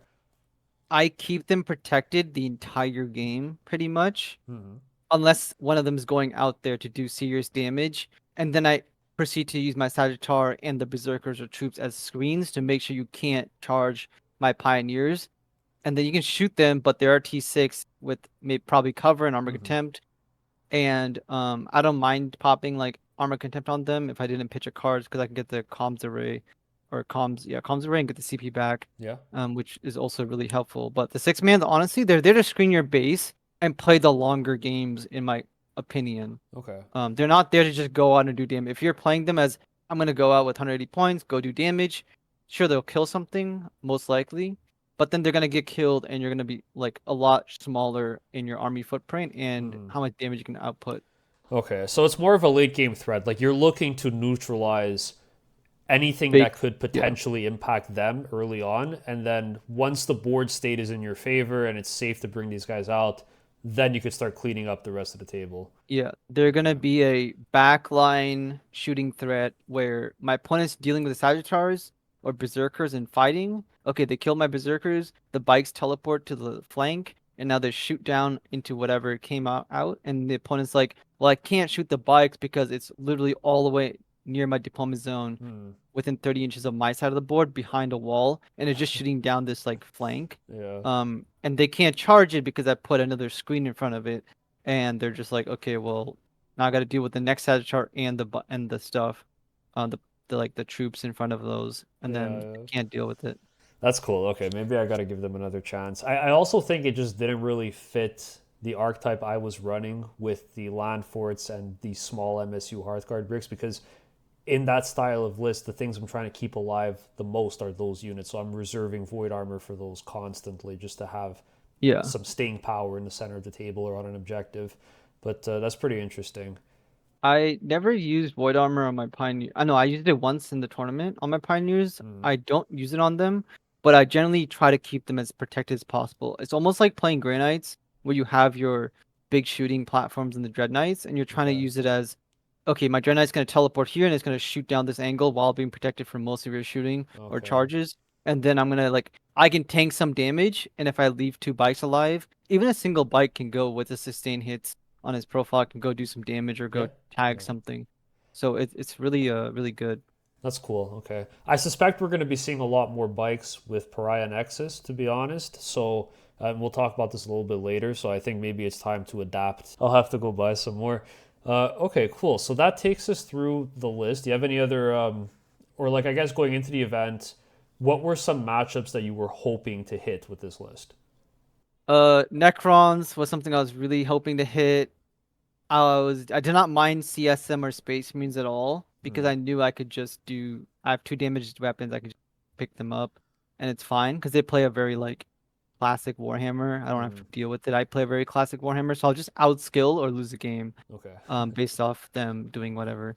After that point, I was hoping to work Skari because he was Okay. playing Drukhari, Yeah. and his list was not optimized, so I had a really good chance of beating him. Yeah, the I was Hellion list. confident that I would beat him. Yeah, I was pretty confident that I would beat his list, unless he like skill gapped me, which was I haven't worsened before, so this would be Hmm. like a I'll get skill gap, but I'm pretty proficient in like my skill that I can beat that list because I don't go into it that oh he's Scary. I understand he's Scary, but ultimately this is what he has in his list. This is what he can do, and I played Drukhari to enter this league. I got in my league. I was playing Drukhari, so I was very proficient with the army. Hmm. Yeah, it's an army you're Um, comfortable playing with, so you'll understand how it works and what yeah, its weaknesses are. exactly. I knew everything that had done about that army. So, other than that, there was a giant brick of CSM that somebody was playing with like a lot of 10-man Terminators, 10-man, three Forge Fiends and whatnot. Hmm.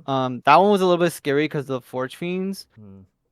But I was okay going into that because he had almost no screens. He just had Okay. big 10-man like Legionnaires, Terminators, Chosen, and Possessed. And I was like, okay, Judgment Tokens, kill, cool, Berserkers. Um, and then Tao's another one that I was pretty comfortable, but no one played Tao there. Hmm. Um, and then Eldar was another one that I was pretty comfortable versing too. Okay. Yeah, I love when you show up to the table and the list basically tells you who you should be judging. Just like, oh, I have four ginormous bricks of things. Like, all right, Yeah. thanks. And then boom, two, two, two, two. Um, and then Custodes actual my first round, I was also very comfortable into Custodes.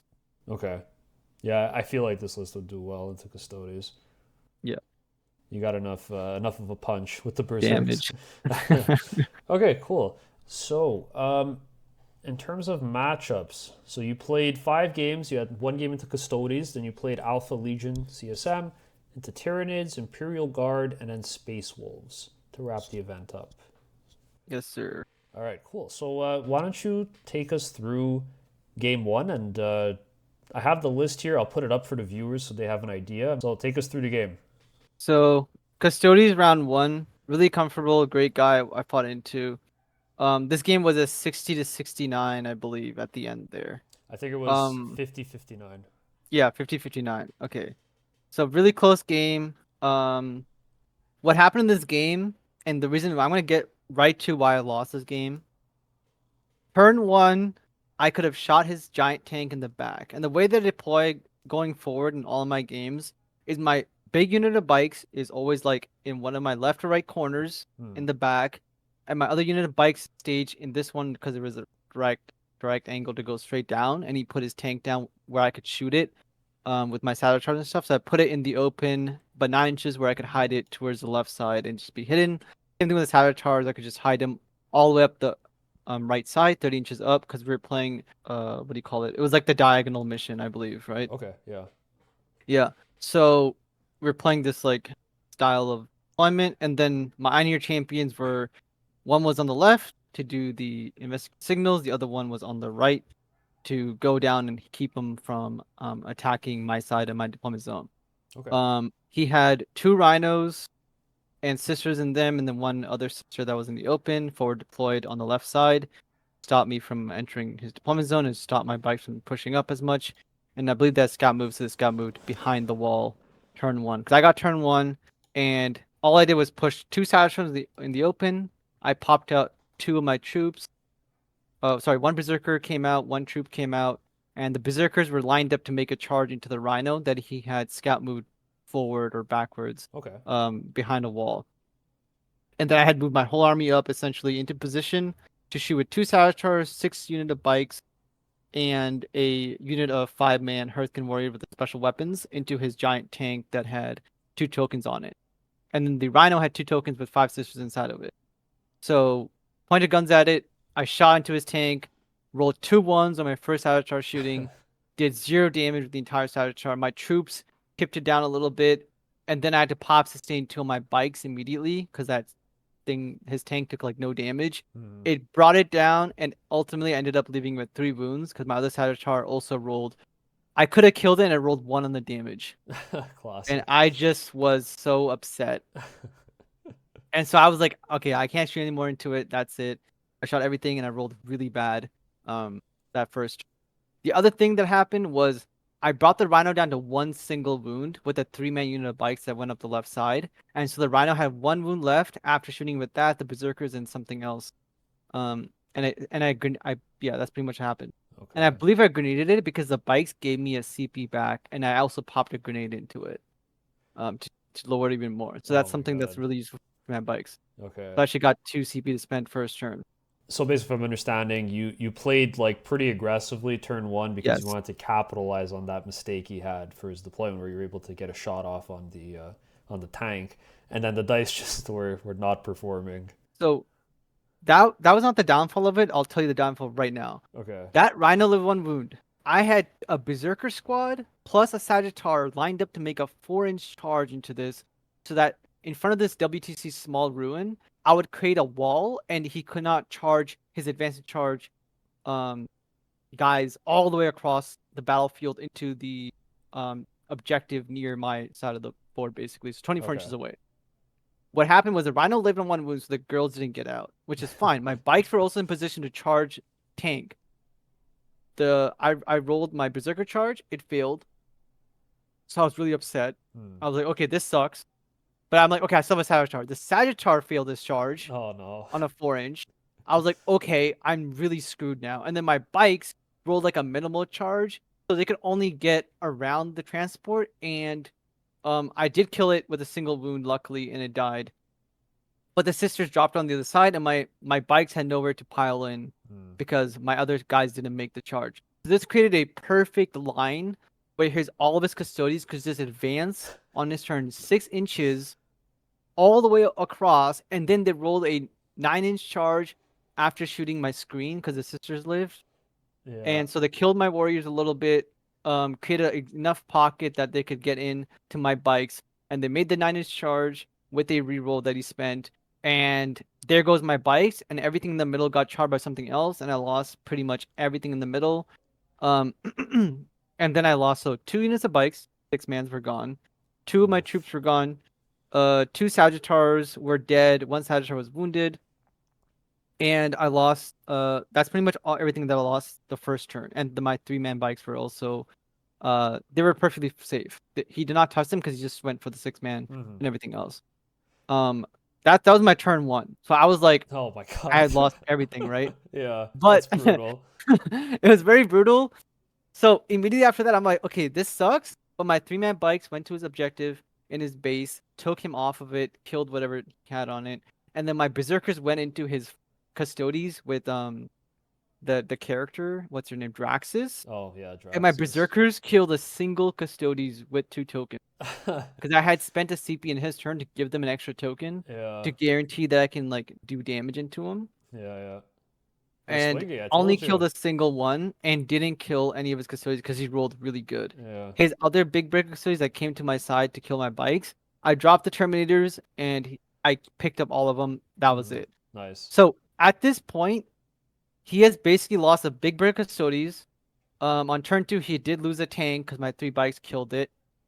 On my turn 2, I just picked up his tank. I picked up his big break custodies with the 4-up Philippines, Mm, and I chipped down his Draxus unit, and I also took him off primary on the other side. So he got scored a 0 that turn, which is why this game was really close. nice. After that point, I scored no secondaries pretty much because I was just drawing like completely awful. I even paid a CP to change one out. It was the most awful secondaries you can imagine. They were always like a turn too late, turn too early. Yeah. Like it was just not going my way at all. And the game ended up becoming a 50 to 59 low scoring game. And this is priority targets, I believe, where the middle objective is gone and you only scored 2 for your home. Yeah. Okay. So very close game, and ultimately that's what happened. We both had units left at the end of the game, and he couldn't kill my units because his one custody brick was sitting on the objective outside of his deployment zone and just holding that, and I had killed pretty much everything else, so he was just stuck. He did have reactive moves, but I just played around the reactive moves and it Mm, didn't affect me too much at all. I just moved too fast for him, or I placed units to like also shoot wherever he could hide, and then he's just like, okay, well I can't hide anywhere, so I'm either gonna move back a little bit to get cover by standing on top of this terrain, or I'm gonna try to get away from these guys. But I played very well around the reactive move, so he didn't get too much out of it. nice. Okay. Yeah, from such a low tight score game like this, like 50 to 59, it really does look like you did everything right, and it just really came down to that failed Yeah. plan of the E- dice just not cooperating. Like failing Even a 4-inch charge is brutal. yeah, that twice, and the fact that I couldn't kill anything, and the secondaries, I scored like nothing on secondaries. Hmm. And even my opponent was like, dude, like I saw you rolling. I saw your secondaries. There's literally nothing you could done, and so that's how round 1 went. That's a cursed round one. So I Yeah. mean, this is a good question, and I forgot to ask this earlier, but like, what do you think about the whole idea about like tilting when you're playing at a GT or at an event? Like, I know in League of Legends, I can speak from experience, tilt is a very real thing when you're doing games back to back. So starting the event off like this, where it really feels like luck was the cause of being unable to secure a win, how do you kind of hmm cope with that? So this is when you're a competitive person. Never go into your events or whatever trying to say I'm gonna win this. You can have the expectations of I'm versing Custodes. I should win this matchup. I played it. I know I can destroy his army. Cool, right? Mm-hmm. If you did everything you possibly can, or like let's say 95%, you did everything you possibly can. In this case, I could have put a unit in front that I forgot to move, and I Mm-hmm. would have blocked off his charge, and my bikes would have lived, and I would have probably won the game. Mm-hmm. That didn't happen, so that's my fault. But that's like a 99% I was like accurate into what I should have done, Yeah. to what I think. If I was only 50% accurate on like how I should play the game, then it's 100% my fault. When I play League of Legends, when I play card game, when I play Warhammer, if I spent a single command point incorrectly and that was really like hampering how well I did, or that I lost a 6-man bike unit for no reason, Mm. or I made a misplay where my opponent capitalized on like scoring like behind me lines or like capturing enemy outposts or something that I could have 100% stopped or forgot Mm. to screen something, you have to um tell yourself that hey, this is completely my fault and I could have negated this and I need to negate it and I need to use my energy to better myself about this exact scenario because this is Okay. why I lost. We've Yeah. all lost games where we just said, oh, we went for like a charge, we failed, and we lost, but like that's not why we lost. We lost for many other reasons, and and and the better you get, you're gonna have less and less reasons why you lost, like Art of War, and they're gonna be really, really critical when you watch pro player or maybe not pro players, but like streamers, or you watch Art of War and you watch them talk about it when they lose a game. they won't mind losing a close game at all because it's a Hmm. dice game, whatever. They learn from it and so on. Yeah. And but when they are doing everything they can and things are not going right or whatnot, it is a dice thing. Sometimes you'll feel them like feel a little aggravated Yeah. about something, Yeah, for about like sure. their unit or their list, and that's because they know this unit sucks or that this is what I should expect out of it. And like once you watch Ziegler roll like the RNG on his Sagittars, Yeah. and he's like, "Oh my god, like why Sagittars you failed me?" It's because we know this unit he should not have put in his list or whatever, and he's trying it out, whatever he's doing with it. Yeah. And he just is like, there's nothing I can do here. So I'm not angry at like myself playing bad. I'm angry at why did I take this? Yeah. But if you play Okay. badly, then you gotta be like, okay, I messed up and like just I'm forgetting the word right here. Like accountability Um for it. yeah, accountability. So you gotta be very accountable for all of your actions. Never blame your opponent's dice rolls. Don't blame the secondary draws. Be extremely accountable because 100% if I played the exact same list that you had, I would probably win that game. And when I play in the league locally and when I go to a tournament, I tell my opponent, you had 100% advantage in this matchup, in this list, whatever it is. Hmm. And I'm even going possibly easier on you or like whatever. I'm not even like trying to play like super Yeah. competitively, Yeah. but you're not making all the right moves. And you don't know those moves, but you should not be blaming that I rolled so good or my army's really good or Yeah. whatever. The fact is, I'm just better than you, and the same thing in League of Legends. Focus on Yeah. the fundamentals extremely hard and prioritize those, and always ask yourself, be like, what could I have done better? What were my mistakes? I'm not gonna make these mistakes moving forward. Yeah. If For sure. like that's a big thing. If you're trying to be healthier, like if you skip breakfast, if you don't work out every single like every other day, whatever it is, you got to be accountable for that. You cannot be like, oh, I'm not getting fit or whatever. Like, no, it's your own fault.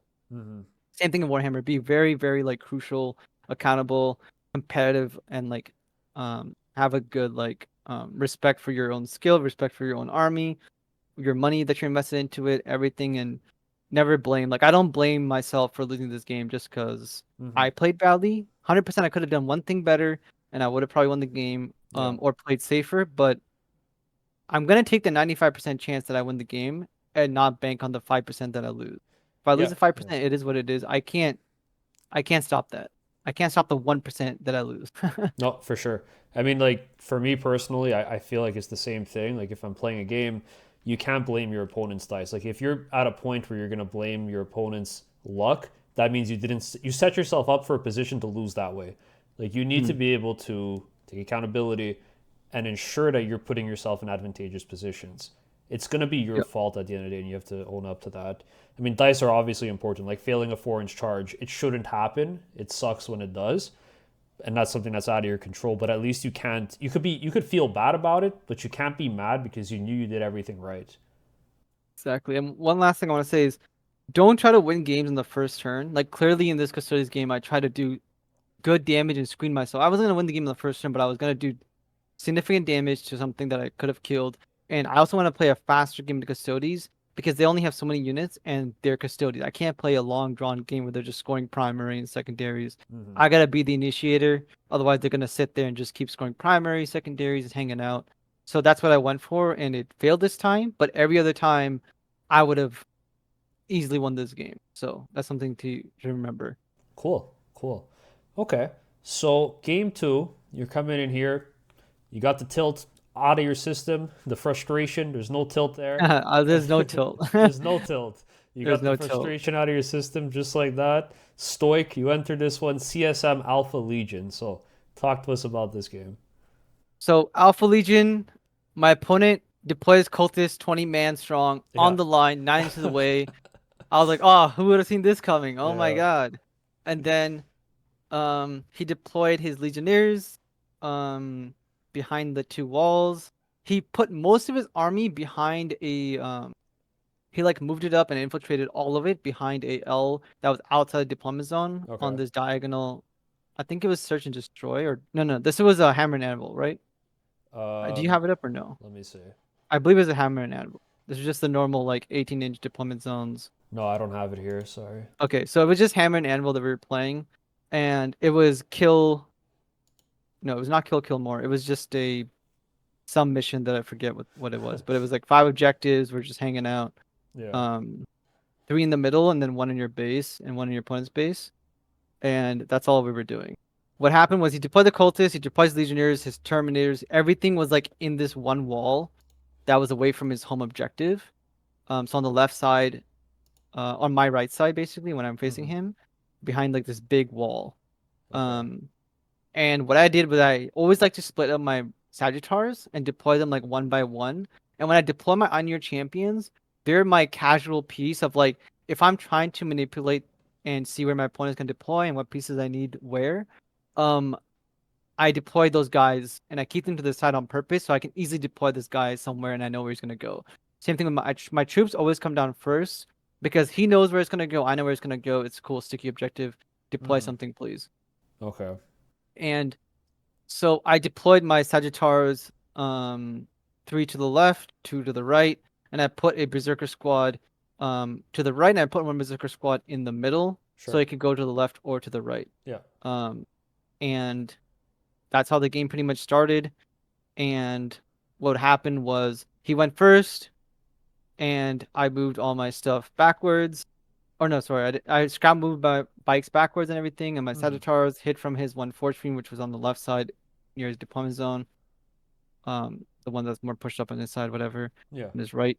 And then he moved his cultists up, pushed me back even further. I was like, okay, no big deal. He didn't shoot or anything. He Mm-hmm. advanced his Terminators and all his Legionnaires. Like he had like five Legionnaires or something, squads, all in this corner. And I just went, okay, I'm just gonna shoot all of my Yeah. guns, pick up all the cultists, and this is the game where I deployed the Berserkers on my home objective immediately, Mm-hmm. but after it was stickied, and I shot one of it indirectly, um, into his most forward Legionnaires to make sure that they couldn't like move as fast and charge as Yeah. Yeah. fast. Yeah. So I got the two up. It had the reduced whatever, so I used it as a technical piece here in the open, and then I moved my units up. And oh, this was a ritual. That's what it was. Okay. I created a ritual on the right side where he wanted to attack me from, Mm-hmm. because that's pretty much the only place I could deploy at this point for my own objective. Sure. And I had a guide there because it was a ritual we always forget to deploy this objective. Everybody does pretty much. Yeah. So I did it with your champion. I moved them both up like behind the wall, but he couldn't charge me through the wall. And then I moved a Sagittar up. I moved a screen out, and I said, oh no, sorry, my Sagittar did not move up. It just like hid there. And then his turn came up. He just moved his army up all the way and was like, okay, my turn's over. And he moved a unit into the middle to do an action. I believe it was like cleanse or something. And I had one Sagittar poking out in the middle, Mm-hmm. the one that had five troops in it, Okay. so that he could shoot it with something. And he did. He did his actions. My turn came. I picked up all of his sorcerer, terminators, whatever, Yeah. sorcerer, librarian plus legionnaires, and then I started pushing my Sagittars out, and I had rapid ingress, 10 terminators to the left side, and this game was really easy. I just rapid ingress came in, my turn, move up the terminators, take out his forge fiend, take out his legionnaires, and on the right side I just kept move blocking him, and my Einir Mm-hmm. champion just locked him up, and that was he was just stuck in his base. My bike screened out everything and basically never ever moved. Yeah. And he kept using his 12-inch you can't deep strike because my bikes could teleport towards his deployment zone Yeah. Yeah. Yeah. and then shoot his like other guys that were gonna do an action in the left or right hand corner, just screening out everything. That's pretty much what happened. I just teleported my bikes to the right side where his guys were coming in, picked them up. My berserkers went out. He charged the berserkers. I fought on death. My your champions went in, and I just took over the whole map, and then he just lost. So Yeah. it's a really easy win, Nice. for me. Yeah, it sounds like your opponent played super aggressively early on and tried to put a lot of pressure, but I feel like Votann kind of responds well to that. We have a really good punchback, especially because we're mid range. So if you come to us, like we could Yeah, get very safe angles on you to just pick up whatever you throw down our path. So that's yeah. pretty nice. The big thing was you kept using my troops as screens and my berserkers, and Mm. he just charging my berserkers, and there's a wall where his whole army is, and he doesn't have flies, so he couldn't do anything. Yeah, you can't get Um, through. his warp talents came in one time and they went after my troops. They were gonna die anyways, and if they went up, it didn't matter. But Mm. my one guy survived on one wound, or he only has one wound, but he lived, and so Mm. his warp talents were stuck in like turn 3, and I just shot them and they just died. I was like, cool. Yeah. It's like Cool. So that was an easy game run too. Cool. So you never use your bikes as the move blockers. You're really just using these primarily to screen, and then, like you said, late game, or if you could get angles, you come out and just try to Yeah. shoot. Okay. The 3-man bikes, my 6-man bikes, one of them always starts in my deployment zone, like Hmm. all the way in the back, because it's another drop I can just do like without thinking about it Yeah. too Yeah. much. Yeah. And then my other drop starts either in the middle, like in the open, if my opponent doesn't have like infiltrators or they only have one and they're deployed somewhere else, where I can actually attack them. And I don't put them down like early on. I put them down like generally in the middle or later on, Okay. once they put down something that I can actually attack or that I want to attack into, Hmm. to threat them and make them scared a little bit. And then they have to have a position where they can scout back and hide, which almost always is there. Okay. Um, and my 3-man bike's the ones that I generally keep as a suicidal unit early on if I am gonna move block or if I am going to go take out like a unit of like infiltrator or something turn one. They'll go out, they'll grenade, shoot into it, and kill it, and then I'll get my 2 tokens. Okay. My Cool. 6-man bikes, I don't generally try to like suicide up for just tokens or something Yeah. like that. Yeah. Yeah. You've invested the points in them. They're there for a different purpose. Okay. Cool. All right. So a solid win here, 95 to 75. And then I brought you to game three versus Tyranids, which was a victory at 93 to 48. Yeah, so Tyranids, this is the only game that I lost all 10 of my Terminators in.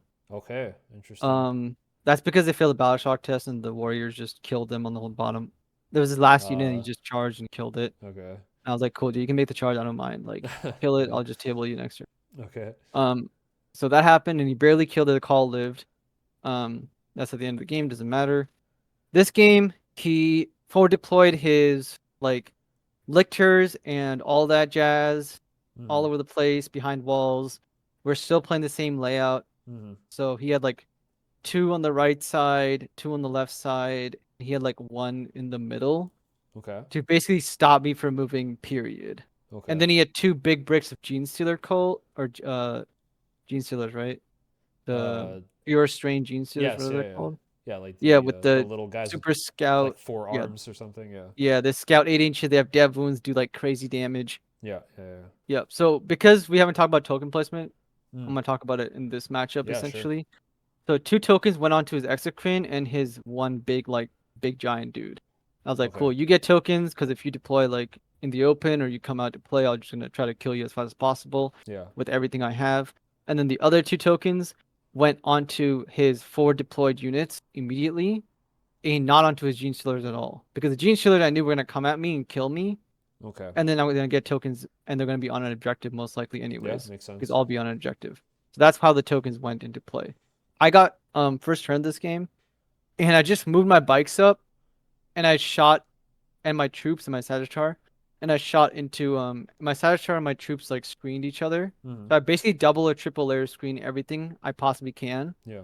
with the Sagittar and the troops and possibly like uh the bikes are behind them or I have like another berserker squad that randomly just stands in the open if they don't have Okay. a lot of shooting. Yeah. Those guys came out immediately, and I basically shot on the right side both of his lictors off the map. I shot the lictor in the middle dead with like 3 Sagittars plus whatever. Now he has a lot of moving shenanigans. So what I did was, oh, he can make a lone op, become like a 6-inch lone op. Yeah. So I moved my guys right up to his face and was like, "Do you want to react to move?" And he's just like, "No."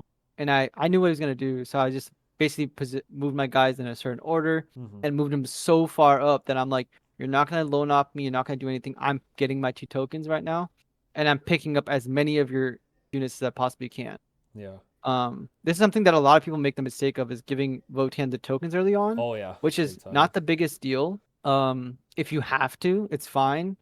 The bigger deal is don't try, especially if you play WTC, do not try to screen my entire like deployment zone from scout moving. Mm-hmm. Only screen out the side that is going to actually threaten you because I'm not going to run my bikes or Votann into your like whole army. That's not Exactly. happening. Yeah. So like don't screen that side out. Screen the side that is going to be really it's going to be a good staging point for me that I can scout move, get into a really good board position, and then I can start attacking you. on that side and overtake a flank. I think Votann is really good at taking a flank Yeah. and crushing you with speed, and then you can't retaliate in return and you lose the war. That's why like low mobility armies can't deal with it. Um, and get move blocked and stuff like this. Yeah, for So sure. this was his mistake, and the round four he also made the same mistake, even though he's the rank 12 player in Canada and rank one guard player in Canada. So Okay. that's a big key tip into like any scout mover Votann especially. Don't move block me where you don't need to move block me. You're giving away too many resources. So Yeah. I picked up like all of his lictors. His turn came up. He charged his guys up the board and ran into me with his gene stealers. He killed my on your champion because he shot it in the open, and then he like killed everything that was around it, which was a troop and a Sagittar, I think. And then after that, I basically picked up one of his exocrine died, his gene stealers died. On the right side, I moved like another Sagittar with green, and my bikes came out to pick up his zone throwups that had come out to shoot my Sagittar dead. Mm-hmm. Um, but that second Sagittar behind it had another unit of dudes in it, so I just like popped those guys out backwards, and then I picked all of that up, and that's pretty much happened. Like I picked everything up, and then he was like tabled Yeah. really So fast. so things quickly fell apart for his army. Like he was too Yeah, spread. Well, he was spread too thin, I should say. He was too aggressive with his forward deploys, his infiltrates. And like you yeah, said, he invested too many resources up front. I think a lot of people, in my experience, are afraid of the Votann scout moves, but for the wrong reasons. Like whenever I play, it's about like, oh well, I don't want you to start shooting me turn one. It's like I probably won't be able to shoot you turn one unless you deployed extremely out in the open and aggressively. So you don't need to necessarily commit all that to stop me. And I prefer when they commit resources close to my deployment zone because it's easy for me to pick up those extra judgment tokens, like you said. You just, disembark the berserks, you get an 8-inch move and charge, and then you just get 2 tokens and you're safe behind the wall where the Sagittar could just pick them up again next turn. So exactly. yeah, like I think people are they overestimate our initial punch turn one or our intent to punch turn one, and they kind of get scared about all the scout moves, which is to our advantage, honestly. But good point Yeah, about just trying to stop Votann from staging, because if we get to the middle, if we start to stage around the edges, that's when we start to close in on the center and close in on the deployment zone. So yeah. pretty I cool. think a lot of people probably get their wins against Votann by going first and move blocking them and being Mm-hmm. like, "Ooh, you can't do anything." But like something that I use when I play hackathons and even Sagittars, if you tag my Sagittar turn one with like cultists, I will pay one CP to desperate breakout Yeah. and suicide it on a one or two. But when I don't roll a one or two, my hackathon's moving 10 inches over where it wants to go anyway. Yeah. And you're just like, I didn't realize the hackathon could just fly over my model. So yeah, and Yeah, anyone's that's looking at funny. the WTC layout, like there's something that I coach and teach people, and it's not really taught on like Art of War or these things in depth or like openly. You want to know which side of the map is yours and which side of the map is not yours, and you want to identify that by just looking at the way that the L's are placed and which is the side that you're going to be hiding behind. And just imagine you're a melee army, you're trying to stage behind a point. That's the L that you'll be deployed Yeah. behind. And WTC is really trying to make you rotate in a circle around the map. And so that's the side that you probably want to infiltrate from so your opponent can't get into that side.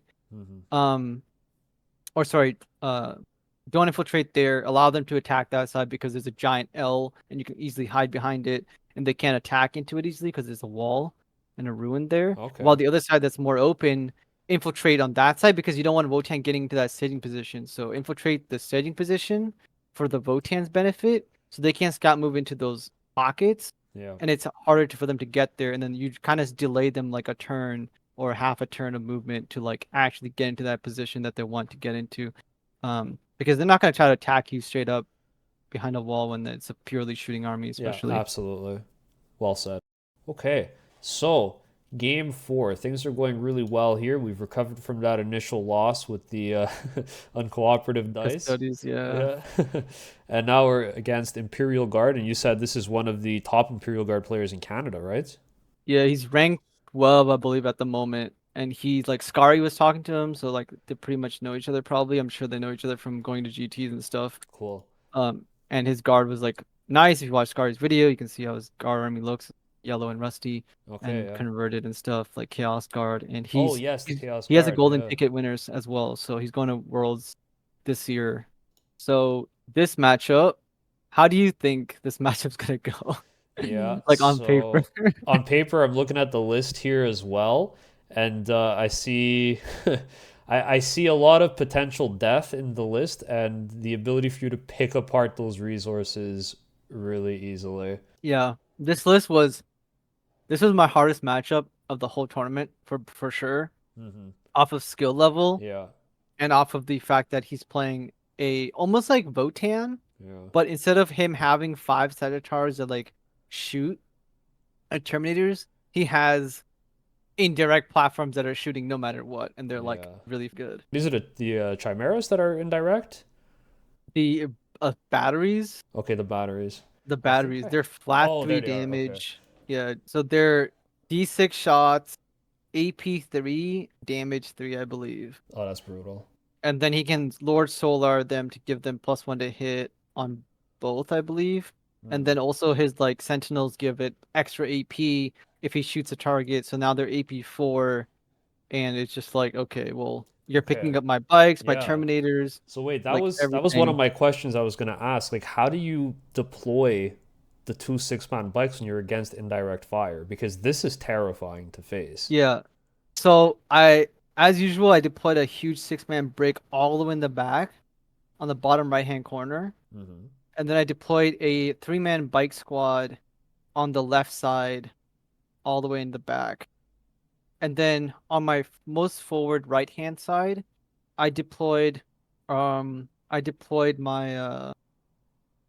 big 6-man where they were slightly back because I wanted to scout move outside of his range because his range I believe was only 36 inches and not 48 or something crazy. Okay, on the batteries. Okay, I thought they Yeah, were on the longer. battery. So I deployed Okay. them where I could have scout moved outside of their range, Okay. and also they could pre-game move all the way up to get an angle because he deploys Bulgrins and everything on the line on his deployment zone because this was search and destroy, I Okay. believe. Yeah, this was search and destroy, and so I deployed like that.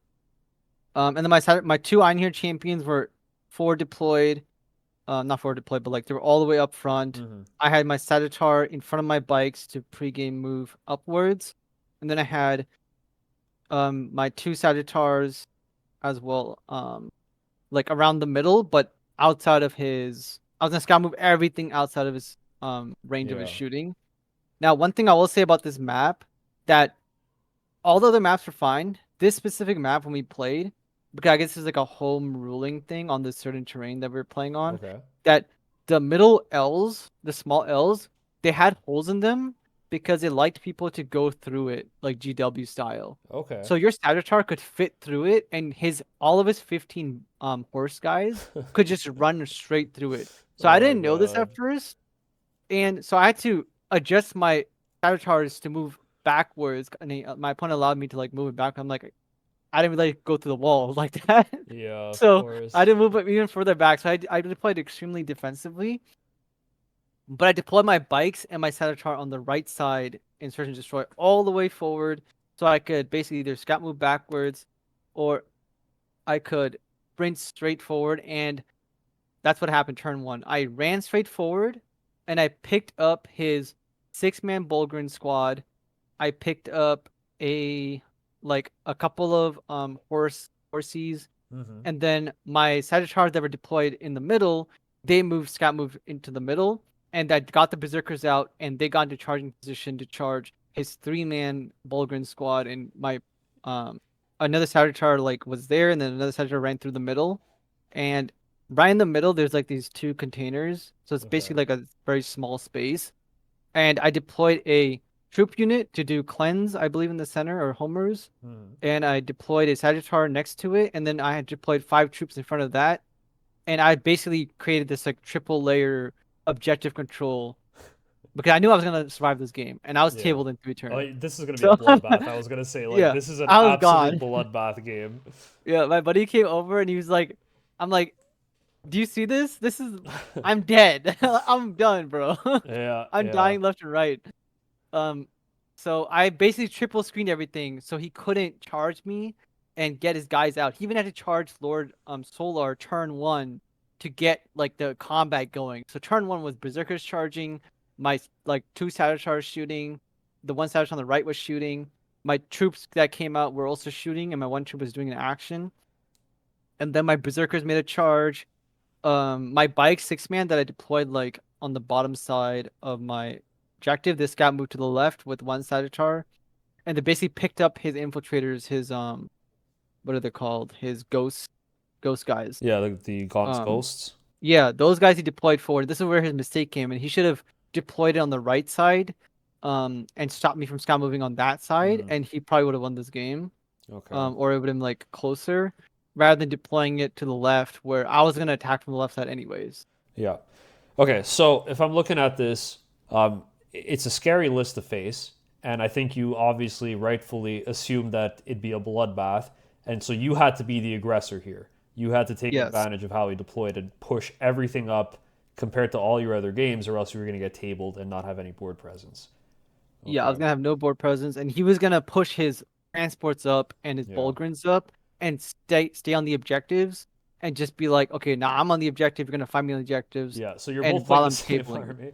Yeah, we're basically playing the same army, and I hit him as hard as possible. And I triple, like quadruple layered my screens Yeah. to keep him stuck in his zone on the left side. And on the right side, I basically cleaned house and made a double, like I made a Sagittar with a troop that came out to basically shoot as well into the Bulgarian squad for extra firepower, and it also was a layered screen. Um, and then my bikes were safe alongside the wall from anything that charged into it. Yeah. He did get to charge into it, but only with like a single model, and one of my single bikes survived with 1 wound left. Nice. Because his indirect just picked up all the bikes like no problem. So he just like two indirects just picked up all my bikes for like a couple of them, and then he killed something else. And I believe he popped a Sagittar with one of the indirect platforms. So he shot one into the bikes, picked up a few, one into the Sagittar, picked that up because he didn't want my bikes to be screened. Yeah. But my berserkers got out of that transport. And then he just charged everything. My bikes had like 1 dude left. I made it fall back and whatever. So that thing fell back over and tagged one of his things. His tank killed it, so he could Yeah. resurrect his like 20-man horses and come out because I picked up 20 horses turn 2 Okay. or something, and my berserkers like went in and cleaved a bunch of his horses down to like a 5-man or something. And Yeah. then in his turn it brought it down even more. And I did Okay. like massive damage. I think he lost by the end of my second turn, he had lost all his Bulgrins, 2 of his transports, like 40 of his horses that he had resurrected twice, and he had lost 1 Sentinel, and then his tank was perfectly fine. And he tried ramming his tank off the one flank to my objective to take it off, but luckily my bikes just tanked everything, didn't take any damage from his bolters, and Lord Solar died turn 2. Like I just Yeah. You had to go he, all in. yeah, You had to. Lord Solar failed to kill. He killed, I believe, 1 single warrior in combat, and I just Wow. held the objective, and then I shot back and killed him, Some lord, and eh? then yeah, and then turn 2 he charged me in the middle, and he got his 4 troops on there. But it was sticky, so my 4 OC to his 4 OC, I Yeah. still had the objective, because he was running out of stuff, and I just that's why the triple quadruple layering and the sticky objectives really made a big difference. Yeah. And then on turn 3, which is basically when the game ended, one crucial point of this game was after my first turn when he charged everything into that my right hand corner on that objective that I charged and ran into first turn Hmm. with the alpha strike pretty much. My terminators had to come in turn 2 this game.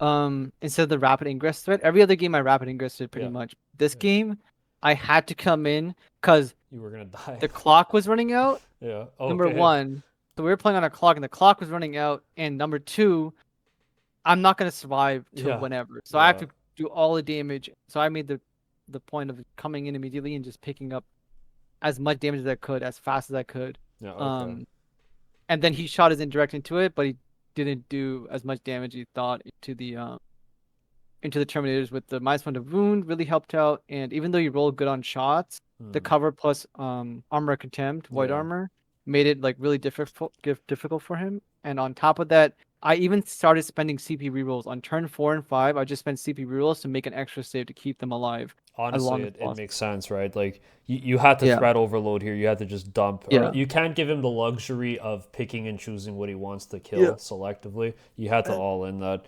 That's pretty cool. I like that. I like that you're able to adapt the playstyle so quickly, depending on the matchup you were faced with. And it sounds like an absolute bloodbath. Like the game was basically over Yeah. in terms of models by turn three. Yeah, turn 2, I came down. Turn 3, I had 6 Terminators with the call and 2 Iron champions left on the board, and like Crazy, 5 troops. Like I had crazy. nothing left. Yeah. Um, so the sticky objectives really, really helped. And the 2 Iron champion in this game were really important because he had to try and kill them, Hmm. but he couldn't because we were tough for guard. And on top of that, they kept running into him and basically like hammering things down. Yeah. Like all of his transports, his sentinels, like just running up and just cleaving things in half. Oh yeah, the guard sentinels, sorry, the guard vehicles here against the mass hammer are like Yeah. chef's kiss, like It was right just I was like, targets. yes, these guys like they were running into his deployment zone and multiple times this game. Well, I say multiple times, but only 2 times this game I tried to take him off his home objective, Okay. which I barely didn't make it because I failed the charge, so I didn't have enough range to actually Mm, get a troop of Hearthguard onto his objective because that's how far I was like in his lines. yeah. And even in the Custodians matchup, I said I gave him a 0 on primary. I ran my 3-man bike that he ignored onto his objective and gave him a 0 primary like that turn. Yeah. So yeah. Okay. In terms of token allocation here, you went straight for whatever you were targeting turn one, I whatever was went on the front line, like the Yeah. Well, Bullgrins and so Horsies. yeah, Okay. six Bullgrins. There's a 20. My second one was on the horse squad. My third one was on one of the transports, and my last one was on the his forward deploying Gaunt's Ghost, Okay. and that's what I went for immediately. As soon as possible. I didn't put tokens on the tanks or anything like that. Because I was gonna try to kill the tank. I was like, he's gonna shoot me with bolters, it's fine, and it's gonna give his whole army +1 AP. That's what the ability is of the tank. Hmm. I'm not gonna try to kill this thing. I'll try to like do damage to it, which I did, but hitting on fours it doesn't do anything, so I just ignored it.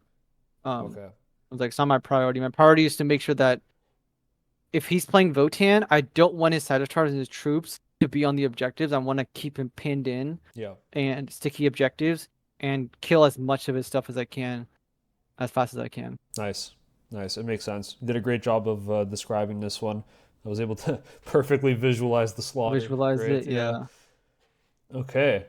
And then that leaves us with just one game left, being Votann into Space Wolves. And this one looks like it was pretty good in your favor for scores. We have 100 against 38. Yep. This one was again the matchup that I wanted to play into. Like we were Yeah. just looking at the pairings and I was like, yeah, I definitely want to play into Space Wolves. And that's what I played into. Um Thankfully, my opponent, I did ask him if he has like a reactive move or whatever. He's like, yeah, if you move with an enemy, I can react to move and whatnot. And Hmm. so it came to a point where I was gonna shoot his wolves, and I like shot my Satyr into it, and I'm like, I'm just gonna shoot it just for like no reason, right? 'Cause I'm just gonna stay here, your move block, so you can move D6. It's not gonna matter anything. Yeah. And then after like I shot a single shot into it, he's like, oh, I can react to move into combat. I'm like, okay, well you mind if I don't shoot you? Because I moved my bikes 3 inches into his face and just blocked his guys off Yeah. immediately. And this is another game where I deployed conservatively a little bit. Hmm. We were playing a different layout on this one, but I deployed like more defensively because I didn't want to get charged by him turn 1 For at sure. all. So I For sure. deployed 12 inches outside of his maximum threat range with advanced charge Yeah. and from his shooting of his meltas on blisses as well. I did get first turn this game. I sent 3 bikes straight down the middle. I deployed them like I got cleanse. I did cleanse in the middle. I deployed them as far up as I could, and basically made sure that his big pack of wolves that were going to head down the straight to the middle were just stuck there essentially. They Okay. could move, but they could just charge whatever was in front of them. That was pretty much it. Yeah.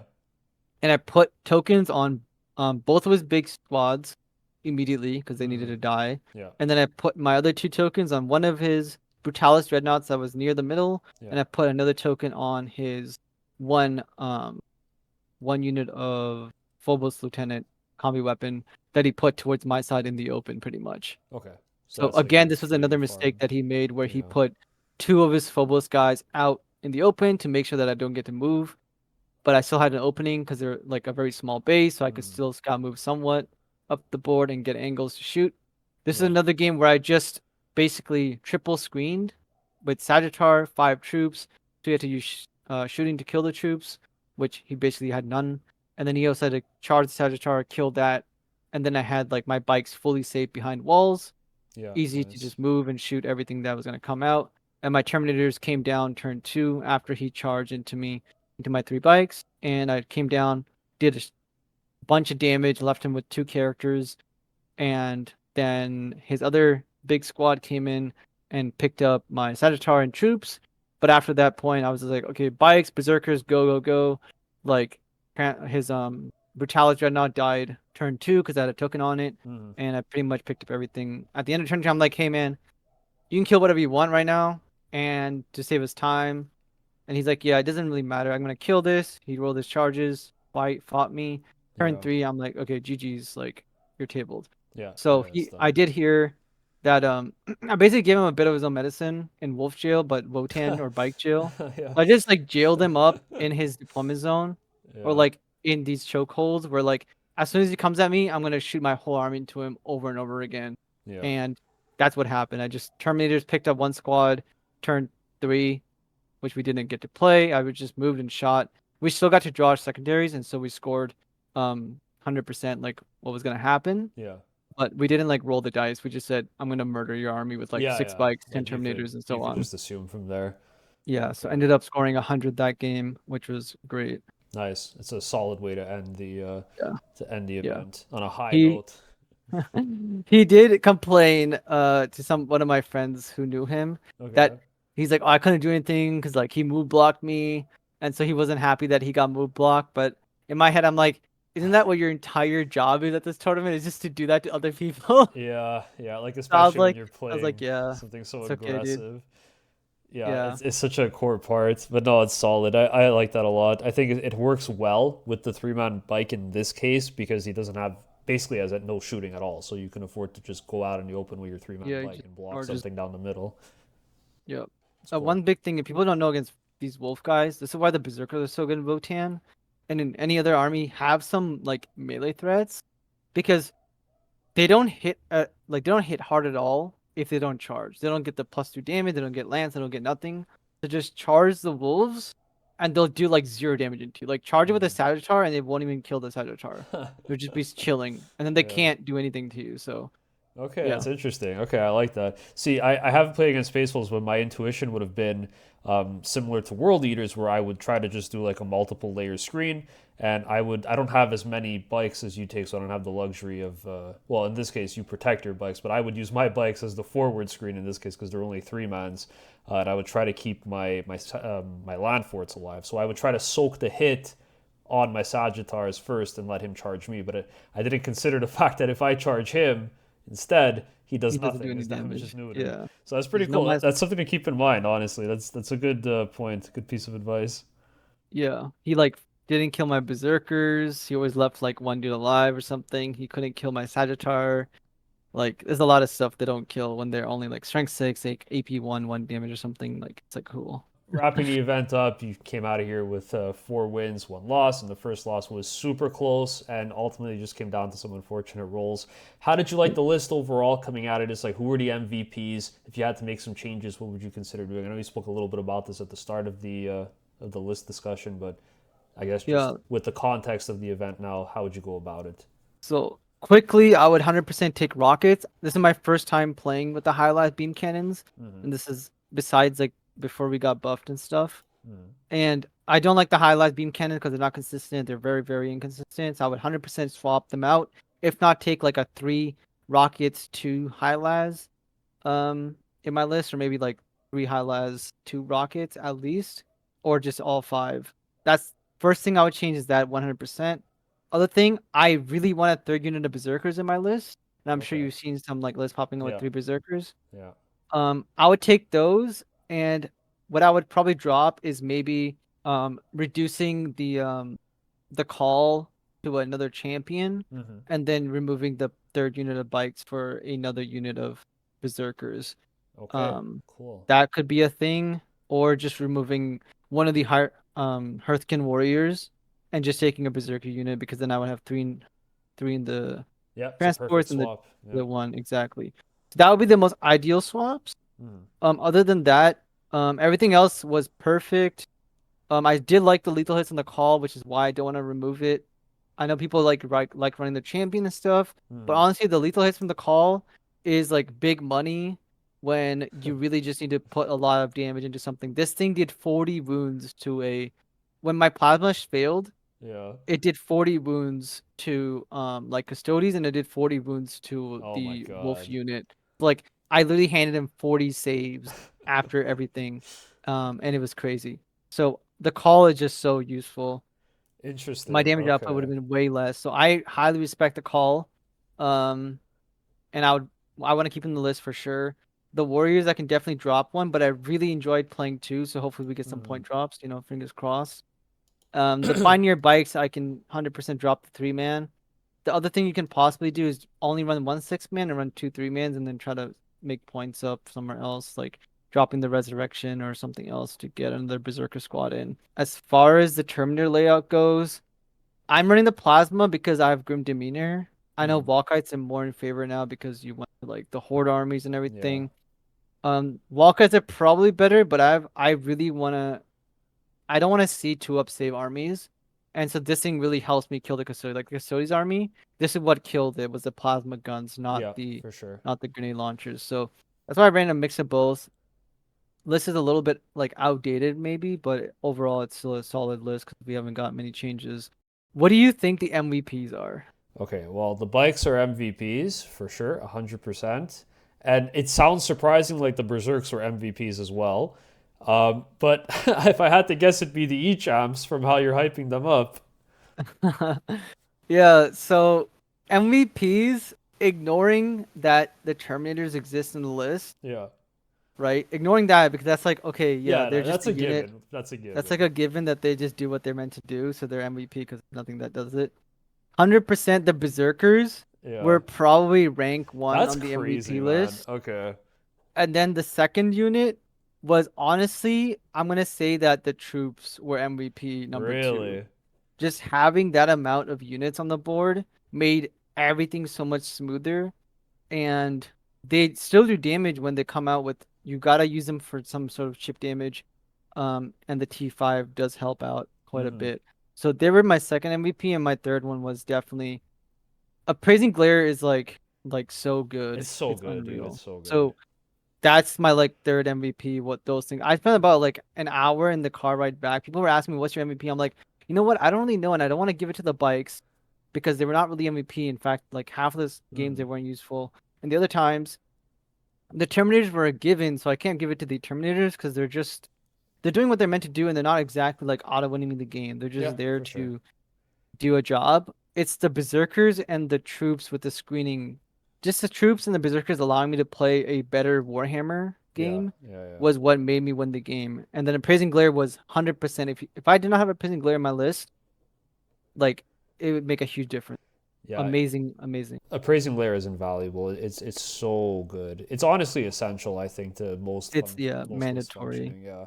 I for the Berserks, honestly, that's pretty crazy to hear that they were your MVPs. They're like in my list. I only run one squad. I've been debating subbing that one squad out and reconfiguring some stuff to bring in a 10-man brick of Hearthguard instead of 3 of 5.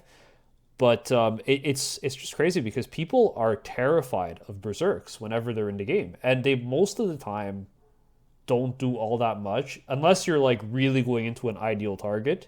Like I played against World Eaters, and he was terrified. He completely avoided the side of the table that the berserks were on, and that was cool because like they didn't get to do anything in that game because they were out of the fight, but by extension they kind of did because they kept the player being a little more honest with his movement and where he was trying to position.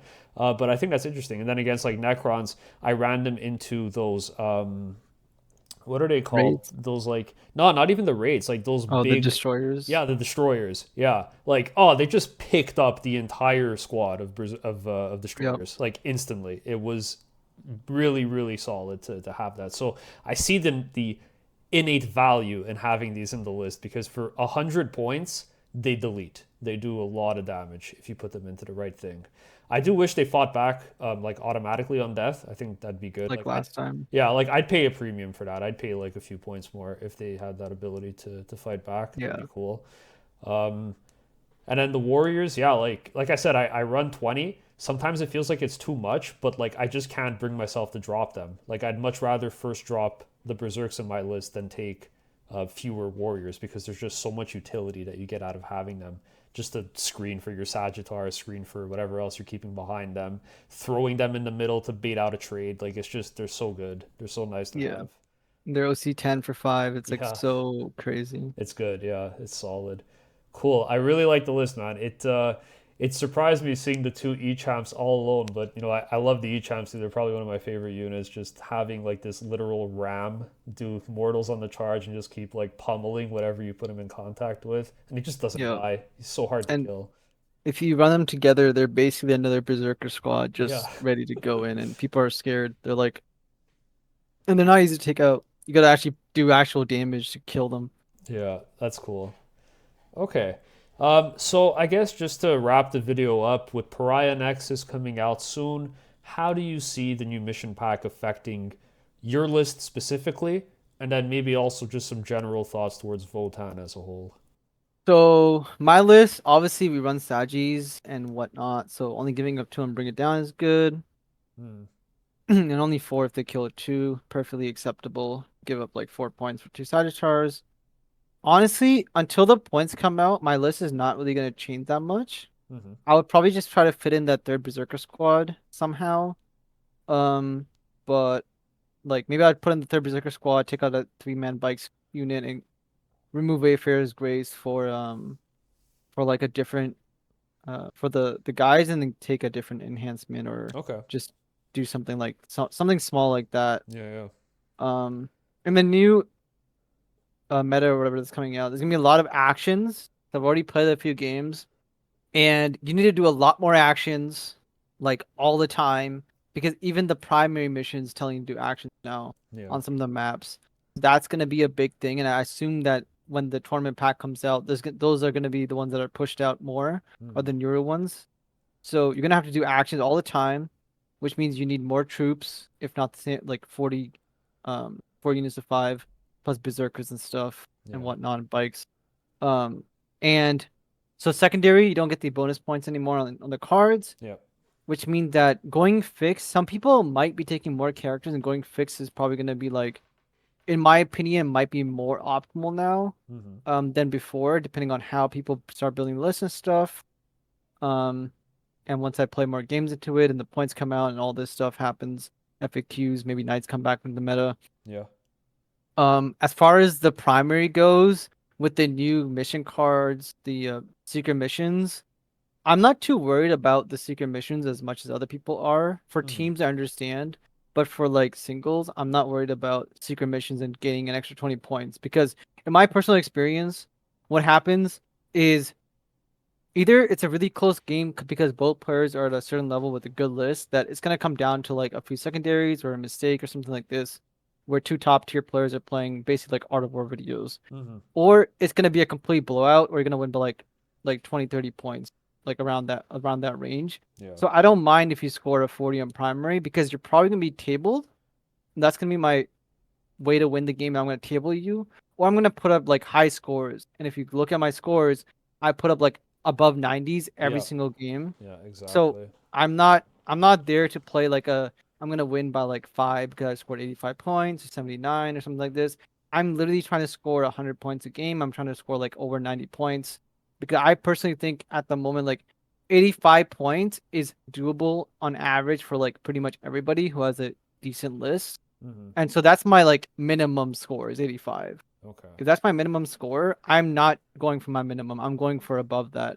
And in the new thing, if 85 is my like standard score at the moment in 10th edition with the Mm-hmm. current pack, then you just do okay, if you score 40 on primary max and you score 40 on secondaries, which is like max, right? Yeah. And then you get your pinning point, that's only 90 points.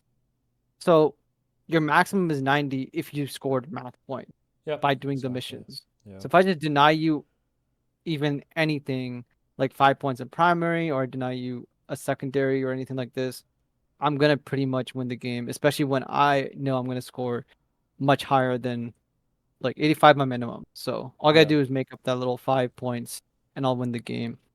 Most Yep. likely I will because you're not gonna score 40 on secondaries, No, especially in the new exactly. pack coming up. Yeah. Um, It's much harder. that's pretty much what I think about the new Pariah Nexus. It's not gonna affect my list too much. I think honestly, if you watch like Bradchester, Death of Glory, even your channel and you talked about it, is I don't think the lists are gonna change that much. Um, we're pretty much set up pretty well with Hearthkin Warriors as well in our list already with Hmm. 20. Will be ideal for the battle line. And we have a lot of like characters and everything's fine. Nothing's too crazy at the moment. People might struggle with the triple hecaton, that type of arc style Yeah. or Yeah. The archetype archetype for that. because it's very much here's my three big things. I'm trying to table you, and I score points, but I don't score Yeah, you don't that have many. the activations to Yeah, play the missions. That's my concern because that's the style of list I play. So I think I'm gonna have to. I mean, I'm only running two land forts instead of three, so I do have more leeway. Like I fit in the two squads of 10 warriors, so I do think it has legs still. Um, but I agree with you generally. Like the idea is gonna have to shift a bit. Like you're gonna have to play with more activations in mind to have the resources to do things now because there's such a demand on doing actions. But generally, like we already see many Leagues of Votann lists that are running several infantry units that are going to be able to do something like this, or bikers, right, which are ideal. So ideal. not too concerned. I agree with you for the secret missions. Like if you just like add 20 points flat to each one of your opponents that lost, they still lose, except for the Alpha Legion game. It's a tie game. So that's like ignoring the entire context of the game. If you just slap them 20 on top of their score, you still came out ahead with a solid victory. So I don't think we'll see this in like high competitive events come out too often. It'll probably be more common in pickup games where you're just kind of just throwing dice and having fun. It's like, oh, like I'm pretty behind on primary. Let me just slap this secret mission and take the lead by 20 points. But Yeah. I think that's cool. I think it's going to be all right. At least it'll be interesting for the meta. You'll have to keep it in mind because it will probably see play. But I don't think it'll have too much of an impact. You won't see it like a crazy amount of time. I think what's gonna be more of an impact was so I traditionally played fixed very, very heavily, and I still do try to, and I build my list to play fixed. Not my Votann Mm-hmm. because they don't have to, but like when I build my Space Marine armies, my other armies, I'm playing fixed. When I have more units than just what Wotan has at the moment, Yeah. I can design my list to play fixed because I can basically go tactical, score a lot of points, have CP, or play fixed, and my opponent is not ready to play a game that I'm forcing him to play, where I'm like, I move two guys up, I score my points, I'm hiding for like 5 turns, and he's like, well, I need to go ham, and if he goes hard on me, well, I can just not do secondaries and table you that Mm-hmm. turn and be like, okay, well, now you just lost so many points and I'm ready for it. You're not. Yeah. Um, it's gonna be interesting, and that's what we look forward to. Is I think like at the moment there was like some talks about okay, people are taking fixed for WTC for like team tournaments, and sometimes you would take fixed in singles. I think there might be a lot more fixed coming. It's gonna be more common to see more people taking fixed, Yep. I and trying to agree. build their list to be fixed Yeah. rather than taking it to be a secondary because you have so many more actions, so many more units. And tactical is going to be strictly, I think, harder to score, Mm-hmm. especially once people and the more like higher up players, like for I'm taking a rhino on my list, which means I'm already negating you from bringing it down. Yeah. So when I start negating from all of these things, especially that one secondary where it says pick your opponent picks 3 units, if they Oh go up yeah. or whatever, like Yeah. now I'm denying you 2 secondaries plus assassinate, that's 3 plus whatever, that's like more. And I'm not going to be spending that single command point to keep cycling through the whole deck. Yeah. Um, that's something that we already can't do. And if you are doing that, you're limiting your actual like presence on the board. Like we are very limited on CP in the current game. Mm-hmm. And even the armies that have extra command points every single turn, they might be able to do it more often. But then again, that's another reason why this should they can take fixed, do more damage, or they can maybe they're the few armies that can play tactical and keep cycling through, and then they're going to be less reliant on doing damage. But at the current time, like Vanguard Marines, Dark Angels, they're using that extra CP every turn to keep pumping the damage Yep. and win by like a huge margin. Um, yeah, so that's what I think is going to happen in the next. Yeah, I agree. I'll just add on to that. It's funny because like one of the main benefits of taking tactical is that flexibility of farming CP for yourself. But now if you're going to be investing the CP to get new card draws, it kind of just takes away from a large incentive to run tactical to begin with, is getting that influx of command points to play around with during the game. So I agree. I think we'll see more fix come into play as well. Like they're legit the options. You can actually make good lists that run fix now, and avoiding those awkward instances where your opponent just plays around your cards. Like I know people are saying for the is it called the Horde, where people are saying they're gonna just take one less boy in their list or like one less Yeah. mid. Yeah, it's like so right there. There's like four that you could just completely negate. Yep, exactly. There's a lot of you can just negate. Even the one where you gotta do sabotage, like you gotta survive on the. Yeah. There's a lot basically that you can just negate or try to engage on fronts. Some you can't even do that like first turn for most armies. So a lot of things they can just not do. The secondary score is gonna go a lot further down, especially now that OC0 armies can't do secondaries. There's a lot of armies in the game that were just like 92, 96, like 89 points. Like Mm-hmm. demons, Tyranids were scoring these big points barely, but that's because they were relying on these like Nurglings and things like that. Now they Yeah. can't do Nurglings. Spore They gotta mines. put in like actual expensive units, Yeah. which pretty much means that they're gonna be playing with more units that are more like, or enough units that's more towards Space Marines or something else. They can't just be running around with useless units doing actions and scoring points. They can screen all they want, but they can't actually play the game and win the game. Yeah, I completely agree. It's going to change things up. I'm pretty excited to see how the meta shapes up. Okay. So, Shazman, thank you so much for coming on again. Can't thank you enough. First interview on the channel. I hope you enjoyed your time. I estimated 20 minutes, but it looks like we're approaching 3 hours. So thanks for your 2.5 patience hours, on yeah. this. Yeah. So thanks so much for sharing the event with us, your great insights, your thoughts. If people are interested in learning a little bit more about coaching or reaching out to you to purchase some of your services, how could they go about doing that? Yeah, so you can either find me on the Discord, Coach SK, that's like the tag I go on Art of War, all my Discords that I'm part of, all the TTS Discords. Or you can add me on Discord. I don't have social media or anything like that. I don't use any of that. I mostly just coach League of Legends and Warhammer 40,000 specifically. And you can add me on Discord at Coach Wing Zero, and that's pretty much how you can get a hold of me if you need to. So thank you again, Shazman. Greatly appreciated, guys. He's on the Discord server, so if you have any questions or you're interested in learning more about that, please do reach out to him. All right, guys. Well, I hope you enjoyed this first podcast interview style format. I'm looking forward to making more of them in the future. If you did enjoy this kind of content, please don't forget to subscribe, like, and leave a comment for me down below. As always, thank you so much for watching, and I'll catch you all in the next one.